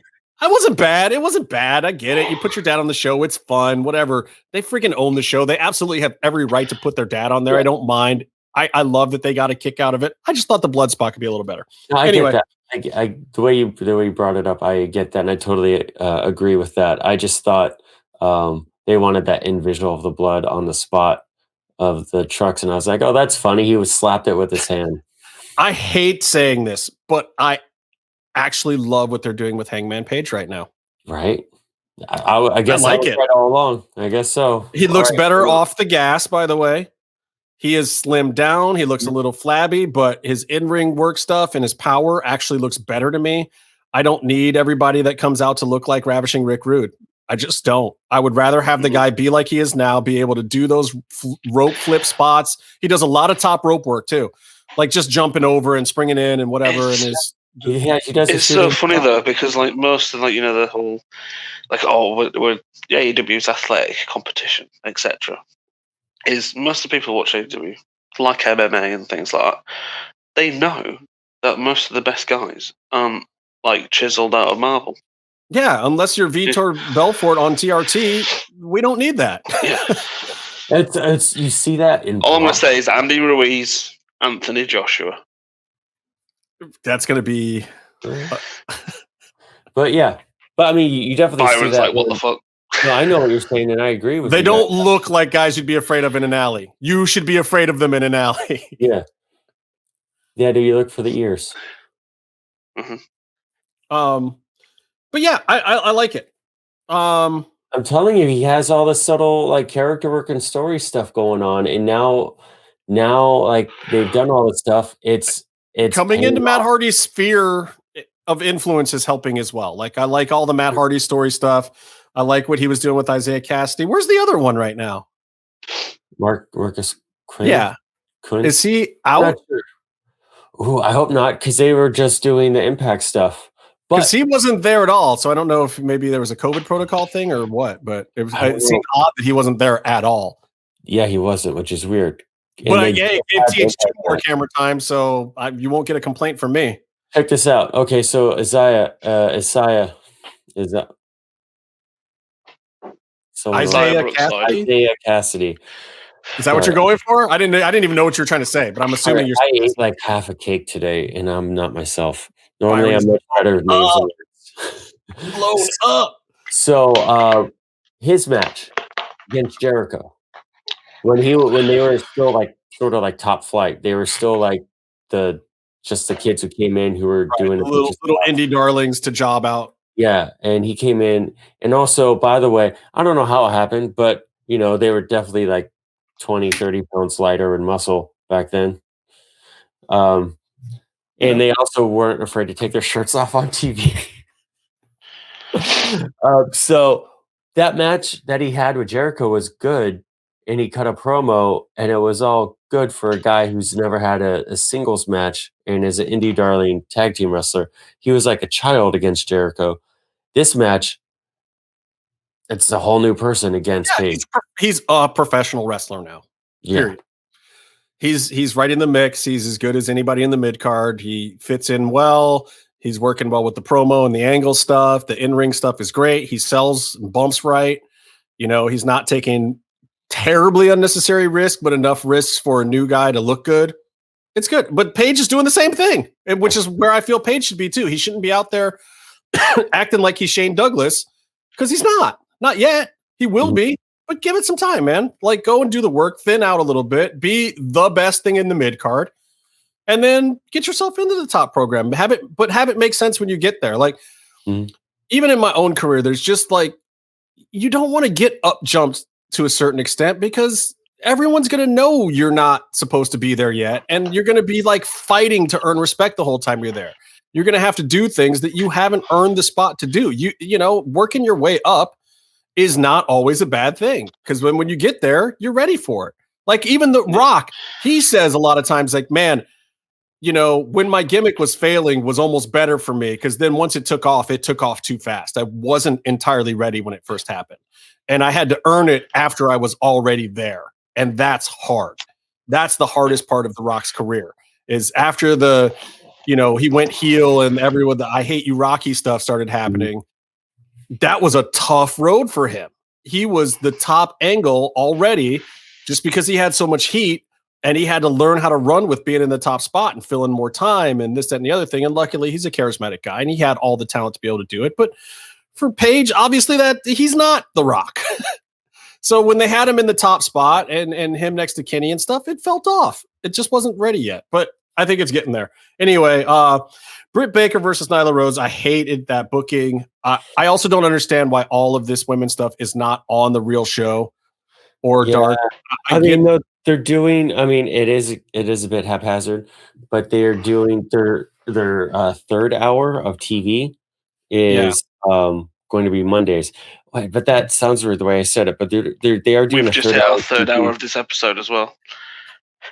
Oh yeah. Oh, we still have a whole. We got Casey coming up, guys. So stick around because it's going to be worth it. They're doing a third show, another show on Mondays. So I think that they're sort of like opening up the time slot to get people to watch AEW on Mondays. Maybe, but also but they're doing it's all on the internet, so that doesn't really. Which I just think it's stupid. I don't entirely get what they're doing, but whatever. Just start getting it out there, and then after COVID's over, once you can start getting back in arenas, I think is when they're going to really see what they can do with all this programming, and if they turn these into network shows or not, because they can't sell them as network shows right now, because they can do them with an empty audience right now. They can have all sorts of wrestling content because the TVs and the cameras and everything is already set up. It's there. Yeah, let's just go and rent the spot out and do another thing. Are you going to be able to get that much content in front of an audience down the line to be able to sell it for TV, or have TNT put it on, or try to go at WWE with this programming? I don't know. I don't know that the roster is deep enough. I don't know that the storylines work well enough. Like, let's get Dynamite to a good 2 hours every week and then start looking at this other stuff. Yeah, I do. But I do want to, I do want to say, go out of your way to watch this women's tournament. Yeah, I'm gonna have to, because they're not showing enough of it, and they're not even doing very good recaps. So, but Britt Baker versus Nyla Rose. This is the payback for Nyla destroying Britt when they were on the same team, by the way, breaking Britt all up and putting her out for a while on sloppiness. Yeah. And Nyla goes over. I thought it was a really great match. It was a little weird that she went over, but I thought the match told a story well of. I thought that Nyla worked a lot cleaner, and Britt knew how to work with her finally. And I got a cool picture. That is a cool you got a cool one too. This sucks for me. Oh well, maybe two of us know how to use computers. Actually, I don't know how we've got that, because we tried to get. So do you know when you log it? But anyway, and you can pick a picture. Okay. Okay. So Britt, standing face to face with Nyla Rose, there's nothing about her that says she should do any kind of harm to Nyla. Which I guess makes sense, but Nyla, I thought she did a really great job of looking like a competitive opponent, and it could have gone either way. I was thinking Britt should win, and she's in the spot where she should go over, but this is why I don't want Nyla to win. There's nobody I want to see Nyla wrestle in AEW. Who I want to see Nyla wrestle? Toni Storm. Would you want to see Nyla wrestle? Would you want to see Nyla wrestle Thunder Rosa? No, all right, not at all. Not even partially. I hate that matchup. I think it'll be good. There is no one in AEW that I want to see Nyla wrestle. They don't have the right frame. They don't have the right move set. There's no one that I think she matches up well with. She's either the dominant champion that none of them can beat, or she should get the hell out. Yeah, I just don't see any place for her there. I would rather see her in NXT. I think Nyla Rose in NXT would be fire. I think she sucks in AEW because there's nothing there for her. She can't get any better because no one has the power there to get anything better out of her. Yeah. No one. Or offer anything for her to do. She can't hoss fight. All she can do is throw these girls around, and these girls don't deserve to be thrown around. Yeah. There's no place for Nyla Rose at AEW. There just isn't, to me. Yeah, I mean, I think Nyla Rose goes over because they didn't want to do Britt versus Thunder Rosa in the next match. I think it comes down to that. But to your point, they haven't programmed Nyla Rose for a while because you can't. She's a special attraction, to your point. So but at this point, I expect her to go all the way and win the title. It would have been great if they had her and Aja Kong. Not Aja Kong. I mean, all I see is Thunder Rosa jobbing out to Nyla next. That's all I can see happening. Do you think Mel gets the win over Nyla Rose? I mean, and if she does that make any sense in this universe? I don't know. I mean, see, that's why Nyla Rose sucks. Because not because of anything that poor Nyla's doing. It's not even that. Yeah, she was wrestling sloppy before, but this match was totally clean. She did everything she was supposed to do. But it ruins the division. Looking at but also Thunder Rosa isn't an AEW wrestler. I say that also while I say that I can't wait for her AEW action figure because that should be coming out. But looking at who won the Japanese side of the tournament, it's definitely someone who can go against Nyla Rose, who Nyla Rose can have a match with. Well, that's what's going to have to happen, and then we'll see. So, yeah, it looks like... I mean, we're not expecting anyone from the Japanese side to win this thing, are we? No. And actually get the title shot? The person that they brought up isn't one of their, I don't think, more established personalities. So she's not the most over already. Like Maki Ito would be over, but she's not. Her character really... Maki Ito went out in the first round, didn't she? Yeah, her character isn't really about winning. Right. I get it. Maybe she'll get to that, but they put someone who does well, but yeah, she's not going to show up, and people are already going to be asking her to be the champ. Yeah. All right, I got to talk about the match of the week. This match was great. I did not have high expectations for it, and that might have made it better. I was expecting Kross versus Santos Escobar to be the match of the week, and it wasn't bad. It was probably a solid number 2, but.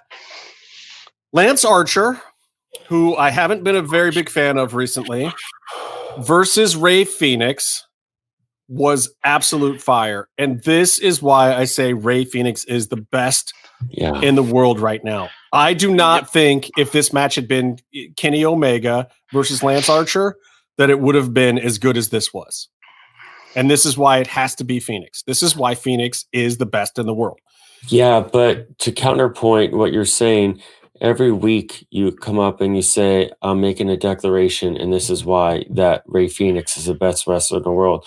When every week we all have been saying that since before Rey Fenix was even getting matches on AEW. But he's proven it is all I'm saying. He's actually proving it. And I was surprised because I didn't think Lance was going to give him enough to prove it with. You have a guy like Meefloaf who admittedly, doesn't come from anything impressive, but what he does have is, a solid opinion about some things, and he got something right. And you come out here like months later, and you're like, yeah, here's a revolutionary idea. You're not even going to give me this one on my birthday, Byron? Meefloaf said, no, I want to insult you and Meefloaf at the same time. Wow. Yeah, Jesus Christ. Well, I didn't mind the part where you were insulting Meefloaf, but I'm just saying you're not even going to give me this one on my birthday?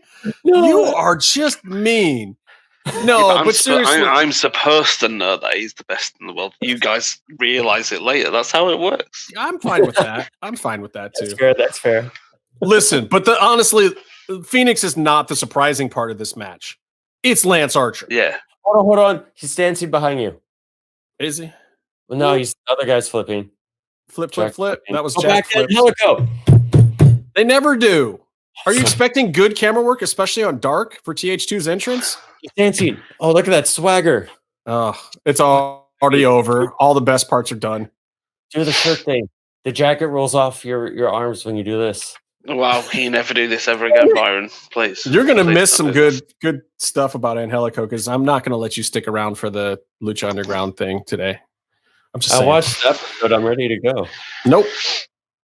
Doing it without you. Anyway, This is also the ladder match qualifier, which kind of sucks that Fenix lost because I didn't expect him to win because look, Lance needs to be in that match. Let's be honest. Lance Archer needs to be in that match. It just the whole universe needs that to happen. Fenix's dive into the barrier is becoming my favorite thing ever. Yeah. He just gets more wild with it, but also surprisingly more accurate every time. But he ran faster this time. Faster and harder. I mean, and he lands like standing up in the front row over the barrier, like out there with the Gunn family. I'm like, what are you doing? This is awesome. I love how he test ran that spot. We call that the Pena. Yeah, he test ran that spot on a major pay-per-view with like the mother of his boss. Well, it's the, sit in the boss's lap spot.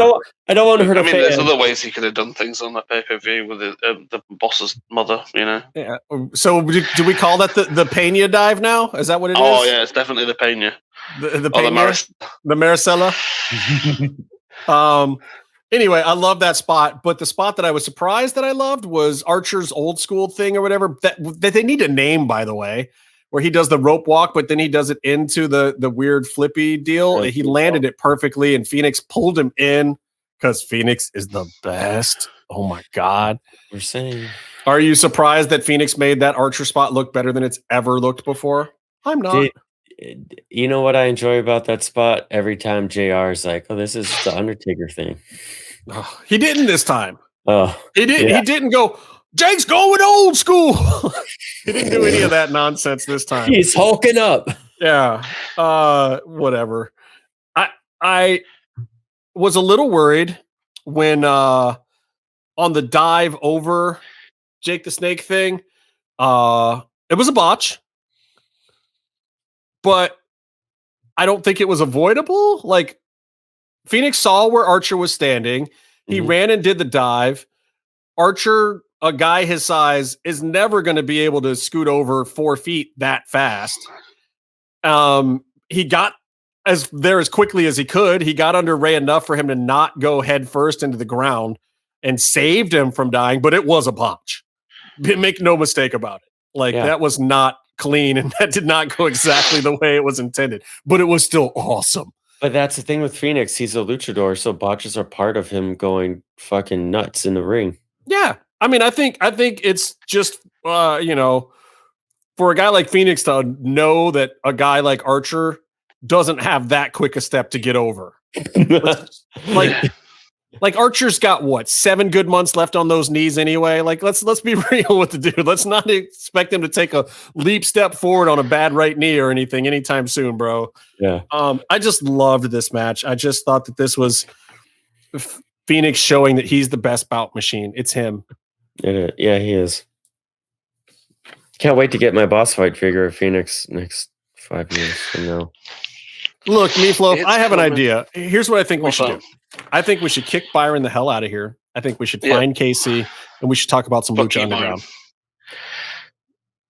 Okay. That worked for you, Byron? Great. Birthday, Thanks. Byron. Have a shit I think birthday. I need to go to a hospital anyway right now. Byron, tell me happy birthday. Tell me happy birthday. Happy birthday, Byron. No. Tell me happy birthday. Just say it. Just give it up. All you gotta do, one time, one fucking year, Byron, you can do this. I believe you're kicking me off the show. I have, but it's because I have faith in you that you can tell me happy birthday, and then I can go and party and celebrate and enjoy my birthday without you. Last year at the screening in front of everyone, I said, hey, everybody, just so you know, the people who don't know me here, which is a good amount of them, I said, just so you know, it's my birthday. But it would be tacky for me to ask you to sing me happy birthday. Right. This guy, Justin, it's his birthday too today. Right. Can you sing him happy birthday? I'm not disputing that you did the right thing after the fact, but you did the right thing after I already did a good piece of business for you and seeded the birthday to you, where I had no plans on getting over on you at all. I was the better man. I was the good guy. I walked into that as going to Byron's birthday party. Yeah, go away. He took the pin. I might as well. I think this is it. I'm going to say happy birthday to you. Oh. Happy birthday. He said it. Oh, thank you. You son of a bitch. Happy That's birthday, it. Justin. Get out of Enjoy here, it. Byron. We're coming back with Casey to talk about some Lucha Underground. If you're listening to this and you haven't visited luchacentral.com, it's time to do it. Luchacentral.com is the online home for Lucha Libre, where you can get all of the top news in English and in Spanish. Find the best curated video content and original content not seen anywhere else. Find when Lucha Libre events would be happening in your area. Find photo galleries from top photographers covering Lucha Libre around the world. From weekly polls to annual awards. Seen and read by top executives in all of the major Lucha Libre promotions across the globe. And on top of that, it's free. LuchaCentral.com, your centralized place for all things Lucha Libre. I tried out for a Josh Gates show. Hey, and we're back. This is the part of the show without Byron. This is the part of the show that's actually my birthday. So glad he's gone now. Woo. I have a song for you, What's the song? Justin. Happy birthday to you. That's and me. Only you. That's still me. Byron is an asshole, That's and he true. licks all ours too. Yep, that's the way we go. Thank you. Woo! Happy birthday, birthday, Al. But only if we go to the cabin in the woods with him. Man, I guess I'll say happy birthday to Byron too, just because I've known him for so long, and he's turning 40. Is this the big one? Fuck it. It's Is this the 40 years old. Oh my god! He's gonna bleep me saying that. Of course, he edits the show. Yeah, there's gonna be a 50. voice that really doesn't sound like me saying he's turning 27. This is something new because I've never done this part of like setting the show up. Like I used to do it all the time. In fact, I used to have to do all the fucking work because Byron wouldn't help me for shit. But now, because Byron was like, no, let's keep doing the show. And I was like, sure, I'll keep doing it. And Casey was like, sure, I'll keep doing it as long as I don't have to do shit except show up and say what I want to say. And then I was like, I'll keep doing it as long as I don't have to fucking edit until 3 a.m. And Byron decided that was going to be his new world. So then we started doing all this fangled shit with StreamYard and blah, blah, blah. I just told him to fucking do it. To Kevin and this, that, and the other thing. But this is my first time actually trying to set this thing up because Byron literally is in a cabin in the woods right now. Or a tent. Maybe a doing tent. things. Yeah. He might Possibly murdering a female. We don't know. You know what I would? Oh, that would be true. Every year on his birthday. Yeah, you were talking about Josh Gates before we started. It's the big 40. Yeah. It's the big 40. He's finally reached that milestone of the bodies. Finally getting there. I applied to be on one of those shows once, one of those ghost hunting shows. I was going to be like the audio guy, but on camera. This is back when I was still an audio dude. Nice. Oh, that'd have been fantastic. You could be like, did you hear that? Well, and I was like second in the running for the actual gig because you actually have to do audio too. But I told them that basically I wanted my character to be the black guy who was like, no, hell no, I'm not going in there all the time. Like, nope, that's stupid. That's too real. That's actually a real thing in there. Dude, I died first. Yeah, I don't think they were ready for that. Yeah, they wanted you to die first, like Meef said, and that's not cool. That's not cool. Yeah, I was gonna. That was my whole thing. It was like I wasn't gonna be the skeptic character. I was gonna be the hell no, this might be real. I'm the fuck out of here guy. Yeah, the fuck this shit guy, Yeah. which I think those shows need more of. Actually. Right, and it got me to second in the running out of like 20 or 30 people, but then they ended up picking a girl with tatas. I think was how that went down. It might be happens. glitchy again. It happens. Dude, Justin, I have amazing stuff to share with you guys. Casey? Yes. I know. So what I would love is for my birthday, I would like for you to give yourself a present right now. That's what I do. I give myself things for your guys' birthdays because you assholes forgot my birthday and had to go record another ad-in before. I don't forget that shit. Oh my! Not one. That was so tragic, bro. Not one cameo from Sid on my birthday, So and now he's tragic. not even doing them. Not one cameo from Pentagon on my birthday, and now he's not even doing them. Also Not even tragic. one cameo of Phantasma with splinters through his head. Cable splinters. Too soon. That was not too soon. I guarantee by this point in this show, Meef, we will have already talked about it and made you cry. I guarantee it. Oh, good. I'm glad I missed that part because I didn't watch much this week. I did watch Sting beat the fuck out of Brian Cage though. Hell yeah. You gotta watch if you haven't watched Archer versus Ray Phoenix. Watch that. That was the best wrestling match of the week. Yeah, for sure. I'm not there yet. I got like an hour in before the show. And, watch it. You'll enjoy it. Yeah. You'll enjoy it. Okay, so what I did get myself is the new Pro Wrestling crate, Justin. Oh, snappies. What's in it? Hold on. This is the part where I get to say, John Doe has the upper hand. What's in the box, man? What's in the box? Okay, so first they sent me Gwyneth Paltrow's head. I make that joke every time, but it's still funny every time. One day it will actually come. Be. Okay, so it won't be a candle scented like her vagine. Oof. That's one of the things she sells now. It's crazy. Like, no, something happened in it. First of all, something legally happened. Is anybody supposed to know what that smells like besides, Harvey Weinstein? And second of all, do I want to know what that smells like? I don't know. Maybe I do. I don't know. Ask Tony Stark, man. He's all about that shit. Yeah. He even cried in space when he thought he was going to die. That's how much he missed that candle smell. Hey, maybe it was a good one. Yeah, maybe. All right, so what's in the box? What's in the goddamn box? So I need to start with the autograph this time. I usually start with the shirts, but okay. Hold on. I got to do the Byron thing. How do I do that thing? I got to do this, right? This thing. No, this thing. Oh, there we go. Oh, look at this. Look at this beautiful, beautiful man's beautiful image. A signed autograph. Oh, playa, what's going on? Oh, going one-on-one with the Undertaker. Okay, so I got to tell a story about our listener Adam and Teddy Long really quick. Okay. All right. Okay, so Adam's at a house show and Teddy Long's doing some crowd work in a segment that sounds like complete death and probably Teddy Long's least favorite thing to do in life.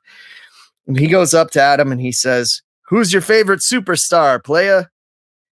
And Adam says on mic to everyone, "Kenta Kobashi."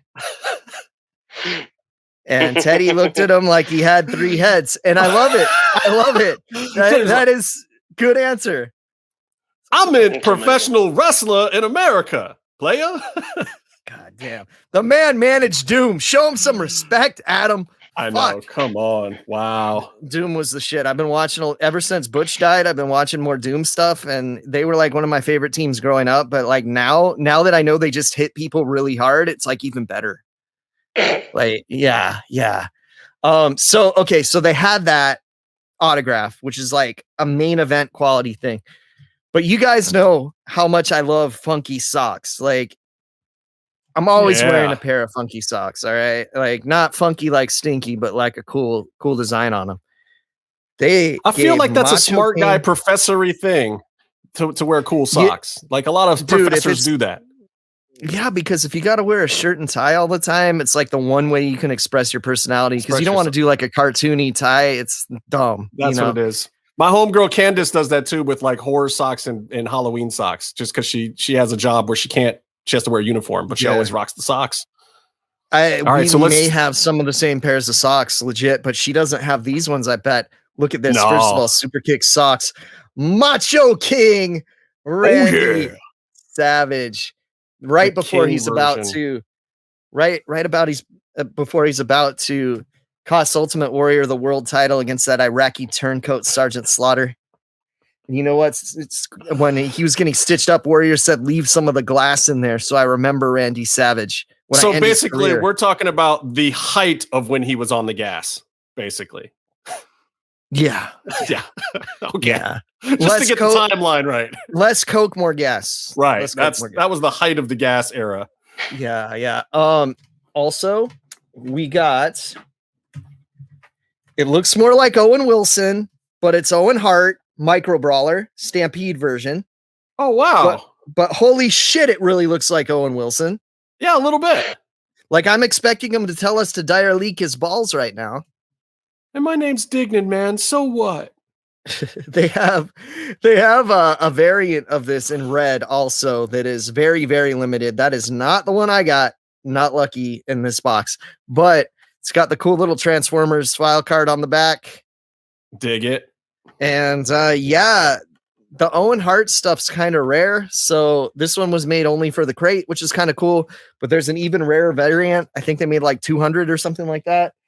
The Still other pretty ones, dope. like, yeah, everyone who got a crate got the last one. I don't know how many crates they do. But there's some weird shit in this one. And we got to talk about some of the weird shit. Like this Kazuchika Okada shirt that looks like a bootleg rap shirt. And it's kind of amazing. It looks like a 50 Cent shirt. It totally does. But look at all that. Oh, look at that fucking rain being made. Look at that rain being made. I love it. I will wear this shirt. You'll actually wear that. You're not even that big an Okada fan, right? Right, but I like Okada. You know, I've got another Okada shirt. I've got the one that they sold at the mall that's got like the dollar bill with his face on it. That was. Are you gonna wear it just to wind Byron up? Because you got yeah. Okay, this next shirt, I don't know. He can qualify as a friend of the show though. So maybe not. It's an official Cupcake Roads shirt. Let me tell you something, Cupcake. Yeah. When I bring my large woman in the corner, you're not gonna have a shirt on your back anymore. That's as bad as Shaq's promos actually are in real life. Okay, so no, I do like Cody. I'm just kidding. Hey, look, that shirt is at least better than his tattoo. So. Dude, look at how fucking cool the aviators are, though, and kind of like you got like a Captain America / Thor / Evil Knievel combo going on. It's pretty dope. He's smoking the cigar. It's a pretty awesome shirt. I don't know. I'm feeling a little bit of more of a Ghost Rider vibe on that. I can't do that. I like Ghost Rider too much. No, I don't know though. The way the flames are coming back, the sunglasses on the skull. I like to make fun of Cody because he was nice to Justin. That's the only reason I make fun of Cody. I actually do like him as a wrestler. Cody's my dude, but I will say that Brandy is the one that has probably hooked me up the most. She's, look, he's a second generation star. So he's a little less of the people, I would say, than Brandy is, at least with me. But Cody was super nice to me. He was great to me. He did everything I asked him to do for that NFL show I was working on. He kept in touch. But like if I send Brandy an email right now with a question about something going on in my life, she would hook it up and answer me like within a day. That's awesome. She's so cool. She's my second favorite member of the Nightmare family. Cody's my third. Wait, no. The unborn child is the first one? Who's the first? No, Dustin, bro. Dustin's come on, dude. I've been a big Dustin fan since he was Dustin before Goldust. Like I used to bulldog kids when I would get in fights. And it was because of Dustin. Everything I can tell, he is just an absolute saint these days too. Like now that he's calmed down in his old age, he's like the locker room guy. Dude's been through some shit. If you ever read his book, which is pretty good, it's just kind of sad. But everything comes out all right, and he does good. So yeah. You see where he is now. Yeah, that's the end of the story. That's the good ending. He's back doing wrestling the way he likes. Right. His body is in a decent place. Oh, like I'd say better than a decent place. That dude is fucking jacked. But yeah, I like Cody and Brandy, but Dustin's my dude. Like he's been my favorite for a long, like one of my top guys for a long time. But I didn't buy the figure because he's too big. It just looks weird. The sizing. Look, action figure companies, get your sizing right, or you're gonna get shit on. Speaking of which, those boss fight figures are a little on the small side. I saw that they were kind of Paquito. Yeah, and apparently Penta and Fenix wear the same pants because they have the same legs. But pantalones. No, those figures look dope. I'm just jealous that people got them before me. Yeah, I did pre-order them though, so hopefully, like next month, I think they said, or maybe it's April. Or it's one of the well, okay, no. By the time this airs, it'll be March. Yeah, so yeah. For anyone out there who thinks we're a bunch of marks that get a bunch of juice that we don't deserve, just know that a bunch of our colleagues who are equally marks that get a bunch of stuff that they don't deserve got the figures and we didn't. So fuck them. No, we're not a toy podcast. I completely understand why everyone who got them and we didn't. I'm just sad because I wanted them. But I still want them, and they'll be here soon, hopefully. Okay. Other thing that's in the box, not Lucha Bros figures either, but it's a best of death matches DVD. Which no doubt you can critique of how well they've put together matches. Okay. Well, it's the High Spots Wrestling Network, so it's the best of death matches that we have the rights to. Because there's death matches and then there's Big Japan death matches. And I've seen some shit in Big Japan that you're like, what the fuck, bro? No Big Japan in here, but it does have Dan Barry versus Bill Carr, the CZW Cage of Death 20 match between Ricky Shane Page and Mance Warner, the $5 death match, which I have seen, which is hilarious. Big Donnie versus James Brody, the last battle of Burke. I have no idea. CZW World Title 4-way death match from Down with the Sickness. It doesn't say who's in it. Way to list a match. Jesus Christ. And also Steve Corino versus the Sandman in an ECW World Title Texas death match. I've seen that. I know I've seen it, but I wonder how the fuck they have the rights to it. I think that was one of the ones that, because it got put out on video only, I don't think it was on the weekly show, and it was before pay-per-view. I think it was classified as one of the Heyman-owned individual releases, or whoever he was in bed with that financed it. Yeah, RF video probably. So they might have been able to license it outside of the show stuff that was purchased with the full ECW IP. But bro, speaking of ECW, okay, they said there was a Bully Ray item in there, but very loosely, because this is clearly a Bubba Ray Dudley get the table kid, which is amazing. They said that there's a variant of colors too. I wish there was a variant saying there's a girl in the front row whose mom taught her how to suck dick, and it's just like all these words. That would be tremendous. Okay. Love Bubba. Bubba had the best promos I ever saw live. I think the best ones I ever saw live in that era of wrestling was Bubba Ray and, believe it or not, Kevin friggin' Nash. Kevin Nash, I was at the Nitro where he brought the girl out of the duffel bag. Oh, yeah. And he cut this promo, but he did all this stuff during the commercial break to keep the crowd hot that I was just in tears. Like, it was Byron's amazing. Probably putting a girl inside a duffel bag right now. Oh, I'm sure. Oh, speaking of things for Byron, this is going to be really hard to see, but this is a Warhorse rules ass ruler. But it's only 6 inches. It's only 6 inches. That also adds up. Four that makes too many. Perfect sense. Yeah, so if you're on the small side, maybe you can use it to see how much you rule ass, but otherwise you're going to be off the scale a little bit. But in the black community, that's what we call a hockey ruler. It's what we call. It's what we call soft. All right, so sorry, folks. I apologize. Casey and I just can't help ourselves. That's just no, we can't. We can't. No. There's a really eclectic group coming up next month. So we don't have any stake in this. I'm paying money for these. I'm not getting them for free. But the next crate features, CM Punk, MJF, the Iceman Dean Malenko, Kevin Nash, and they've already hinted that whatever it is a Super Shredder related item. Oh, snap. Interesting. The Repo Man, who I'm guessing is going to be the Micro Brawler. The Dark Order, and Brody King. Interesting. So, this is going to be there. I'd say, like, out of all of those are some solid t-shirt choices right there. Right. Autograph. I'm guessing the autograph might be Brody King, but if it's an autograph picture of Super Shredder by Kevin Nash, I'm going to make Jim Velasco cry. Oh, that would be the end all be all for sure. Because those of you that don't know, because I don't know if he's shown it on this show, Jim actually has a signed Super Shredder action figure by Kevin Nash. Right. Also, if you didn't know, Walmart is releasing a Super Shredder figure that is silver and black, diesel colors. What? So that might be a better one to get signed by Kevin Nash. It's based on a figure that they released a long time ago. Like, I think it was like the Mutations one was black and silver instead of purple and silver. Like the ones that you would like squeeze and like the armor would come on. I think that's the one that it was. See, it's so weird because I was so into Turtles back when it was just a comic book and it was Eastman and Laird and it was in black and white and it was oversized on newsprint. Like I never was really into Turtles after it became a cartoon. You want to see how into Turtles I am? Look at the size of this fucking book right here. Wow.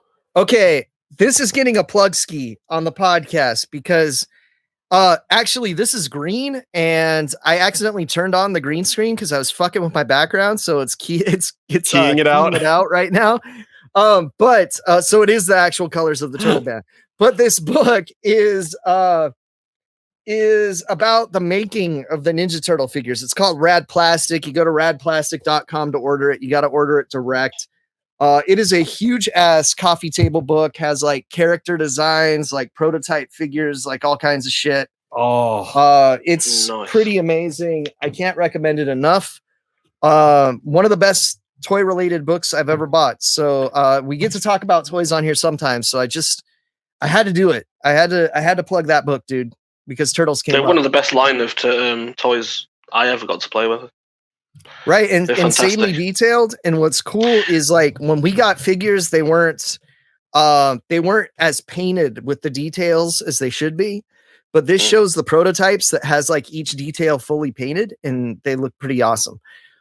Usually the ones that they would take pictures of for the back of the packaging and stuff like that. But yeah, and you didn't have these toys because you had Hero Turtles, you bootleg motherfucker. Amazing. Gotta love living in the UK.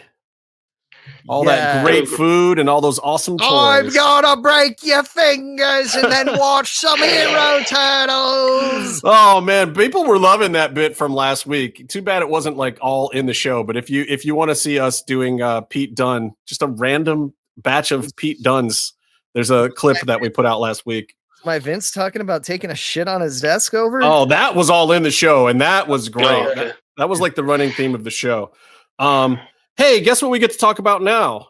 We get to talk about a much darker place, and this time I'm not talking about Byron's bunghole. My desk was a much darker place when he missed the trash can, huh? He's gonna shit. He's gonna. Ever try cleaning diarrhea off of Formica, Justin? Oh God.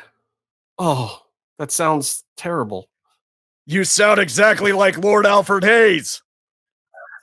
Oh, that sounds terrible. Got a good Lord for Alfred Hayes? Kato. Promotional consideration paid for by the following. Bolot's Nightmare. Okay. Yeah.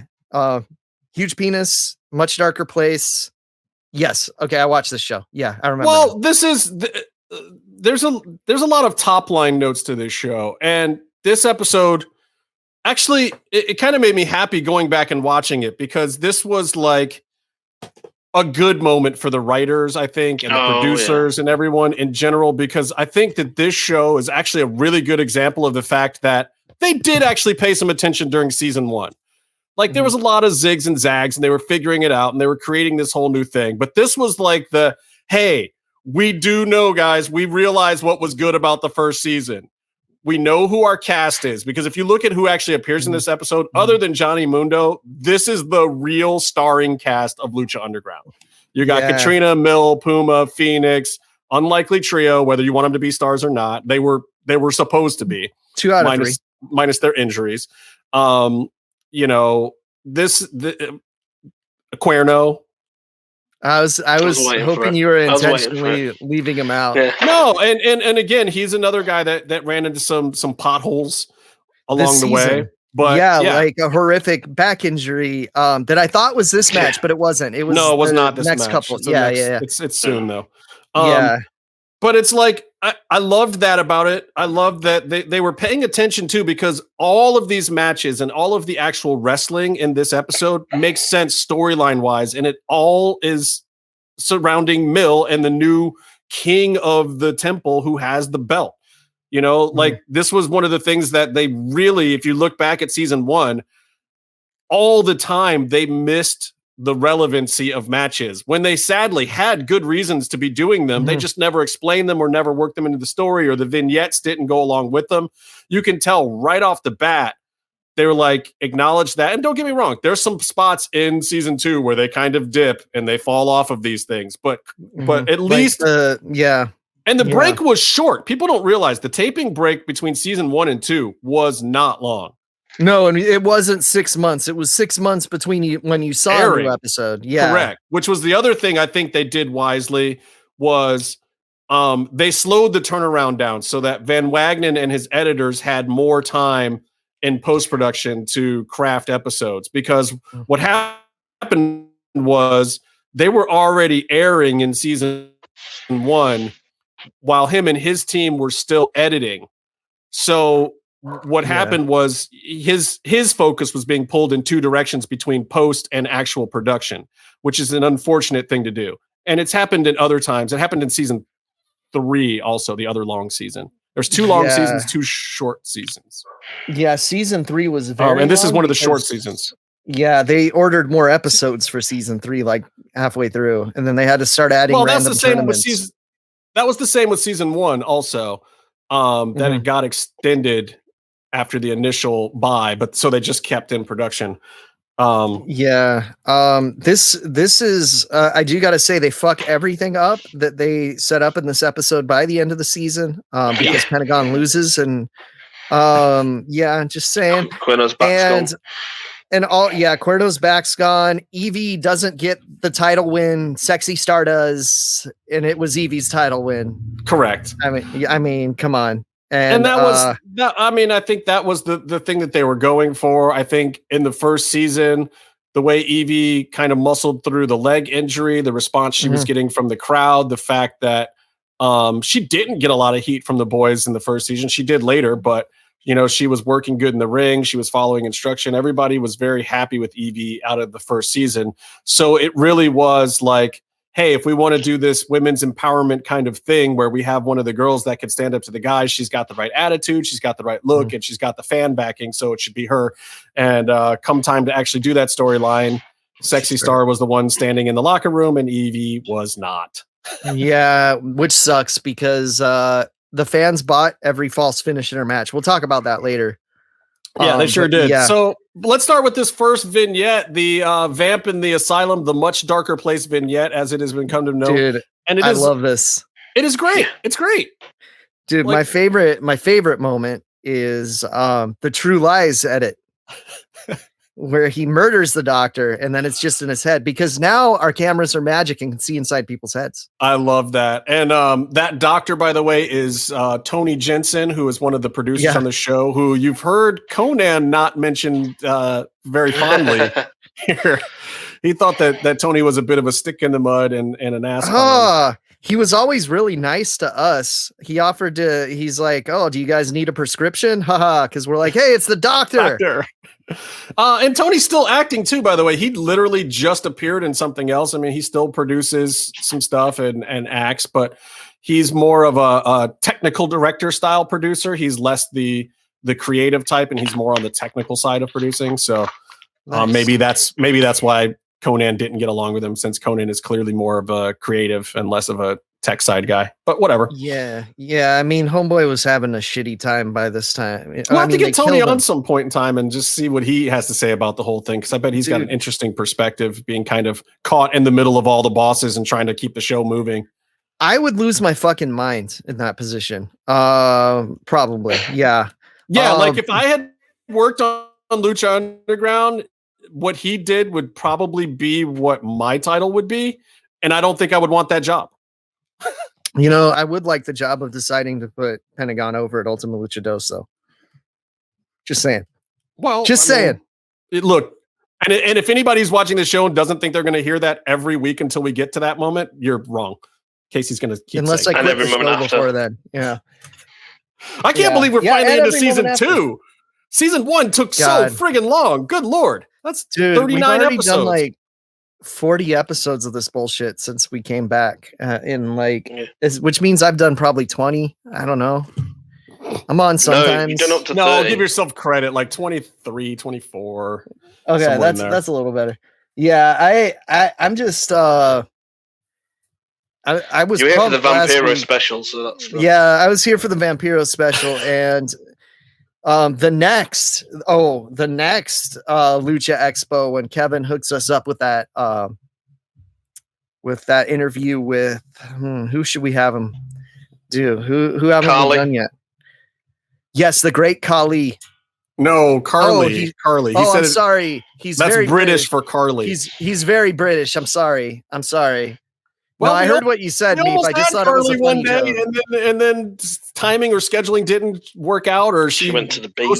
I don't know. She said she had to go do a modeling shoot. No, because I saw the photos the next week.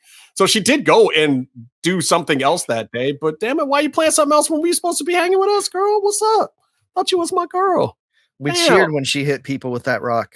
Carly's still a sweetheart. She just needs to come on this show. But that was also right after we did the Lucha Homies. She probably watched that and was like, I'm not going on there. This show is crazy. They're gonna make me play the wrestling name game with Casey. Fuck that. Like, look, any guest that comes on the show just has to know we tailor your episode to you and your vibe. Like, if it's Paul London, we're going to talk about weird movies and black sex magic. Like, if it's Vampiro, we're going to get deep on like mentality and and cosmic space rocks and stuff. If it's EVW, we're going to talk about reality TV and TV. Like, we're not stupid. We're professional interviewers. We're going to custom tailor the show to you. Anyway, Carly, come on the show. We got to get. Talk to Vampiro. Talk about Samoan dicks for some reason, but hey, no, that fits with him though. That was one of my favorite interviews ever. I gotta say, but honestly, I would say it's right under the Paul London one is my favorite because I could talk to Paul London about movies for hours. Yeah, you want to talk about a one of us kind of guy, and it's amazing to me that you and Paul especially have such a good connection because you guys got there from completely opposite directions. Like he went down the deep, weird, dark path of probably lots of drugs and hallucinogenics, and Casey went the other way of, fandom and cool artwork and, horror cons and stuff like that. I just watched a lot of fucked up shit. So, but somehow you guys ended up at the same place. And I feel like you had completely opposite paths that led there. Yeah, it's pretty cool. Like I think him and Kross, like I can sit down and talk movies with all day for sure. Yeah. But I think when you work for certain companies, you're not allowed to do our show anymore. Well, I just got to jump through all the WWE hoops to get put on their media list before they'll approve it. Kross has asked to come back on the show on a couple of occasions. They're going to hear my Vince impression and say yes immediately. They never said no to Kross, by the way. They just didn't actually sign the approval. Mm-hmm. So we'll see where it goes from there. But I think they want me to put in a submission for their media credentials to get him on. What you're saying is that I have to call him out to make them take notice and have him on. Yeah, right. So we can have because it works so well. It works so well for maybe get your friend on here too. Maybe again, if his neck's feeling okay. Oh. If he was a Ninja Turtle character, he'd be Master Splinter. You remember what Vampiro said about those Doomsday Cytos? I mean, that's no joke. He made your guy look like a little tiny baby getting, I don't know if Kross could lift me. I just get him trapped in it. Dude. He can lift Alaba, dude. It's I think everyone's fair game now. He's never been tested with my side headlock. I don't know, man. Damian Priest pretty much dead weighted him, and he got him over. Meef's been practicing on coconuts, like putting a headlock on, like Ed Strangler Lewis used to. I'm gonna start sending him the pieces in the post. So look, we're talking about your boy Santos Escobar. So let's talk about his twin brother King Cuerno. Oh, first, props to whoever painted the door for Katrina because that font was dope. I'm just saying. Oh, the over the Dario proprietor. I know I'm stealing TwitWow's gimmick of being a font enthusiast, but I thought it looked very nice. Well, this was a little more consistent. And for those who don't know, during the second season, you'll see Casey a lot next to that door. That became Casey's new spot over there. By Dario's door, right on the corner. I was making myself laugh in this episode, actually. When we'll get to it, we'll get there. And there were some other of the peeps in there. Urban and J-Man were still came back for this taping. Yeah. They flew in. For those who don't know, they're the Last Real Heels, and they did probably the original Lucha Underground podcast. And they flew in the first one, yeah. They flew in from Tennessee. I don't know if DJ flew them in or if they were on their own dime or what, but they came and hung out. So you'll see them for the next couple episodes. And Smashley came this time too. Yeah, she did. And we talked about how Carl's Jr. is Carl's Jr. and not Hardee's. Yeah. The other weird one is Hellman's mayonnaise is Hellman's east of the Mississippi and Best Foods west of the Mississippi. Yeah, bring out the best. Strange. Bring out the best. Why? Bring out the Hellman's and bring out the best. Company. It's some Hellman's is a company. What? Why do you do this in America? Well, I don't know. It's so weird. Walkers. It's Walkers, not Lay's. All right, it's Walkers, not Lay's. The fuck is that about? But see, the thing is, these giant companies, they take over the smaller brands and then they turn the product into one cohesive product. But I think they leave the brand that was already working in that region. Hardee's and Carl's Jr. Do you guys have Axe then? Are you Axe body spray? Yeah. Yeah. Okay. It's Lynx. Just so you know. Axe body spray. Yes. It's literally Lynx there all over the world, but in the UK it's Lynx. Interesting. I used to go to shops and I'd buy the cheap shit and it'd be Axe and I'd be like, oh my god, I'm so poor because I'm buying cheap shit and it's actually the same shit. Body just spray. The American writing on it. Meef saw all those commercials with the girls like trying to have sex with the guys that wore the Axe body spray. Lynx Africa. Yep. That's the smell of teenage boys. Oh God.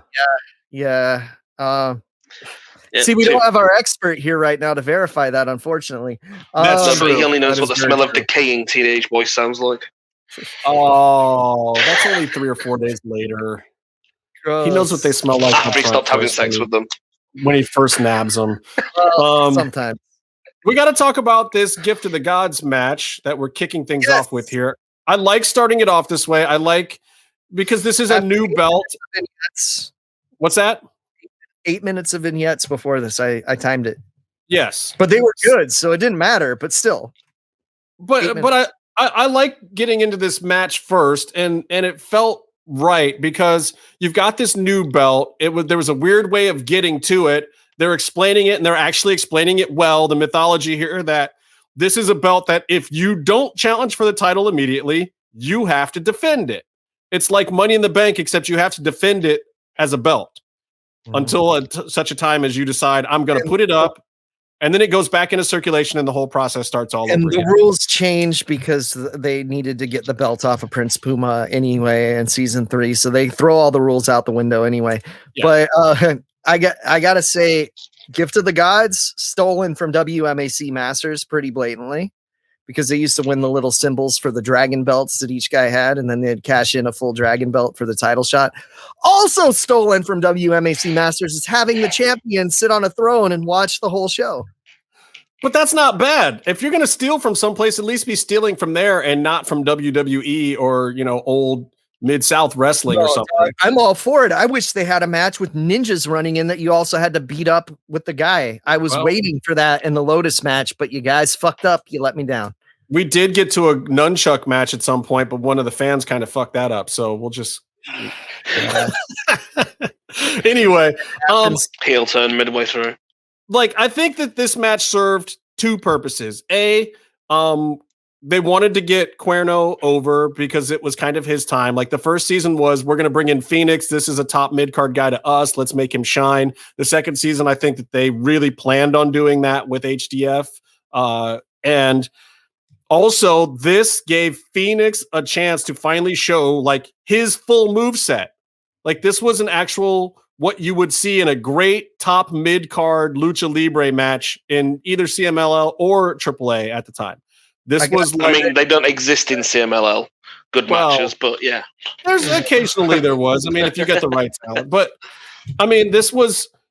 these are never these kind of matches were never the top of the card though. No, don't get me wrong, because I think AAA's biggest downfall is the fact that the third or fourth to last match of any big card is always their best one in AAA. And you know what it also didn't have that it had that AAA never has? What's that? A fucking clean finish. Yeah, it did.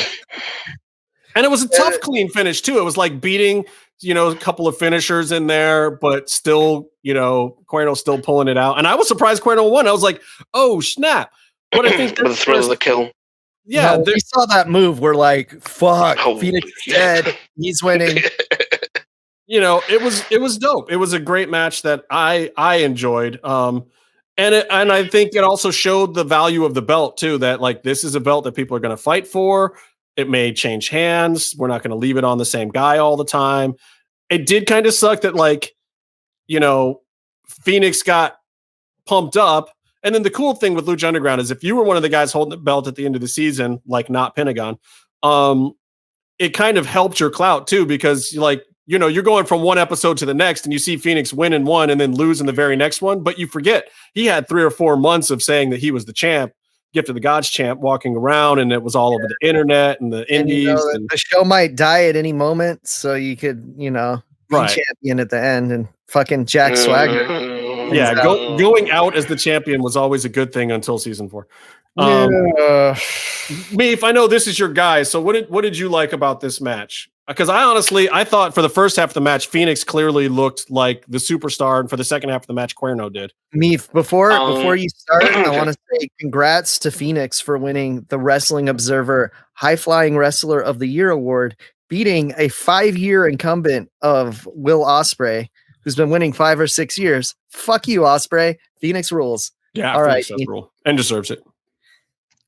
I have not found a way to watch season 2 yet. So what? Yeah. Oh, okay. The link doesn't work to the other thing, to the place. No. Meef can't find season 2. We've turned into now his life is over. Knockout Mania. Everything sucks for Meefloaf. Suck it. Isn't that how all the songs say? Yeah. I don't know why there's a guitar sitting here. I managed to find the highlights. So I managed to watch the, Thrill of the Kill. And I do remember. A move that is in Fire Pro Wrestling World, by the way. And that's the most important I'm really part. upset they can't use it in the WWE. Because it's actually like one of your moves in Fire Pro Wrestling World. I hope you know that. I think it may be your finisher. I think it's called the Beatles Circle Jerk, and it's your finisher. Wow. That's Byron amazing. named it. He made it. And then just finisher, Byron refuses to call it the donkey punch, even though it is clearly a donkey punch. It's clearly a donkey punch. Beat down. Mounted punches to the back of the head. Yeah. Non-consensual mounted punches to the back of the head. Mounted fisting, that's what it should be called. Wow. Show's gross. Yeah, but realistically speaking, my moveset in real life is not polite. Let's just leave it at that. So we get to another vignette. So you think there's all these vignettes at the beginning, and you think, oh, well, we'll lay off the vignettes for the second half. No, there's more vignettes. There's vignettes between the starts of matches and the actual match. Like there's a ton of them. We've got a budget. We've got a budget this season, people. Yeah. So we get the unlikely trio, Ivelisse, Angelico, Son of Havoc, arriving at the temple. Then we come back from the break. Driving, Justin. What's that? Son of Havoc was driving this time. Thank you. I think that they got the note that he looked like not a tough guy from Cleveland. I was hoping he was still on the back, and I was mad when I was watching this before the show today. Yeah. I still think he should have had a sidecar. I popped because, Evie wasn't in the cast. And I was happy about that at the time, just being realistic. So, he says title shot, and Katrina says no. That was the best. That was the best. They work up like these tough. Yeah, we're back and we want a title shot. And Katrina's just like, no. I have a specific set of instructions from Mill, and that is that you guys are going to fight each other, and then one of you is going to get a title shot. We just saw this crap with Roman Reigns last week. Let all the competition beat each other up, and then I'll come in and squash them. But in Lucha Underground, that feels a little bit better than when they do it in WWE. So I'll give the writers and the agents credit because this worked out a lot better than that Roman Reigns crap last week. See, you would hate it more if you were watching when it was like time to like Daniel Bryan. You'd be more mad. Maybe. Yeah. I don't know. See, again, for those who don't know, I pretty much didn't watch WWE exactly the amount of time that Daniel Bryan came in until his injury not that long ago. And that I was think I literally came back for like when he was retiring. Yeah. That was about, because that was when Lucha Underground was starting to get hot. Yeah, so that was right when we were both coming back to wrestling. I didn't see a lot of AJ Lee stuff. I had liked CM Punk before I had stopped watching wrestling, but I wasn't watching a ton of wrestling when he left or any of that era of you WWE. were watching all the basketball shorts, Punk. Yeah. Yeah. Then the WCW with Raven Punk, the best version. I mean, you know what it was? This was when WWE was really running the ECW thing into the ground when they had put it on Sci-Fi and they had changed ECW, and I don't know, Bobby DeJoseph was making Kelly do bad things. How did Kelly turn into a black girl, by the way? When did that happen? I'm so baffled. I stumbled across her on Instagram the other day and I was like, why is Kelly a black girl now? How does that work? Okay, or Barbie blank or whatever she is. I need to see what you mean. Go to Instagram and just look at some of her stuff. Like, has she done some really bad tanning? I guess so, but it's not bad because I mean, she actually looks like Red Velvet. She looks like a black girl. It's weird. Wow. She had the pigmentation injection. I don't know. Isn't that strange? I can't use the word Nubian properly, so I'm not going to try in this case. But it's weird. She looks like a hot black chick now. It's so weird. I don't understand it. Completely different person. Did she sell her account to someone else? No, it's her. I mean, she's what, mid-30s now? Somewhere in there? I don't know. She was so young when she came in. I kind of don't remember her except for her theme song, which is really annoying. But really and hilarious at the same time. Like hilarious. It was one that you could always play to bother people. It was very good. Yes, I am vamping so I can play it. No worries. I'll say see He knows it's what to do. The Jennifer Lopez song. Hello. I don't know. I don't think anything will ever beat the sound of Bree mode. Oh my god. That was Byron's theme on one of the WWE games. It's weird because Kelly sits in my brain more than most of the divas just because I was actually excited about the WWE doing ECW just because I didn't want ECW to die at the time. And I just had this weird thought in my mind that maybe, just maybe, WWE can pull this off right. Dude, shit was cool for like 3 weeks. It wasn't bad. And then, it's Kelly doing strip poker segments and weird stuff. And then all the strikers and the other guys started coming in and it was like, it wasn't the same. Mm-hmm. So it was whatever. But then Justin Credible turned up and you're like, oh my God, this is trash. Anyway, so Katrina calling Melissa over before the match. So you get the unlikely trio entrance or whatever. And for the audience's purpose, and this is the other thing I started liking, is that you get these little moments that kind of explain it to the live audience because the audience isn't seeing the vignette. So Katrina goes over to Melissa and is basically telling her what to announce in this match. But the fashion in which she does it is, what's the word I'm looking for? Titillating. Well, and she also probably knew that if she didn't say it in a certain way, it might get messed up. Nice. A little relaying right before she does it. That's probably not unwise. I just don't understand why she had to touch her lips that way. Was that necessary? I thought that was mean to me. I didn't notice. He passed on the message through Braille on a thumb, maybe. She put, a message in Braille on a thumb. You guys remember when stink palming was a thing? Oh yeah. Yes. Yeah. That was butt thumb. Just that's what it was. Yeah.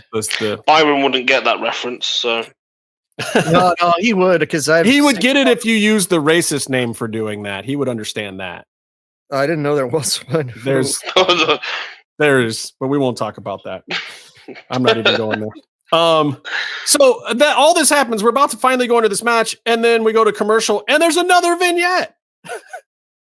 Dude, this vignette, like how is it not you and not that one. Okay. No, the one in this commercial break is the Cuerno one, I believe, right? Yeah. Oh, okay.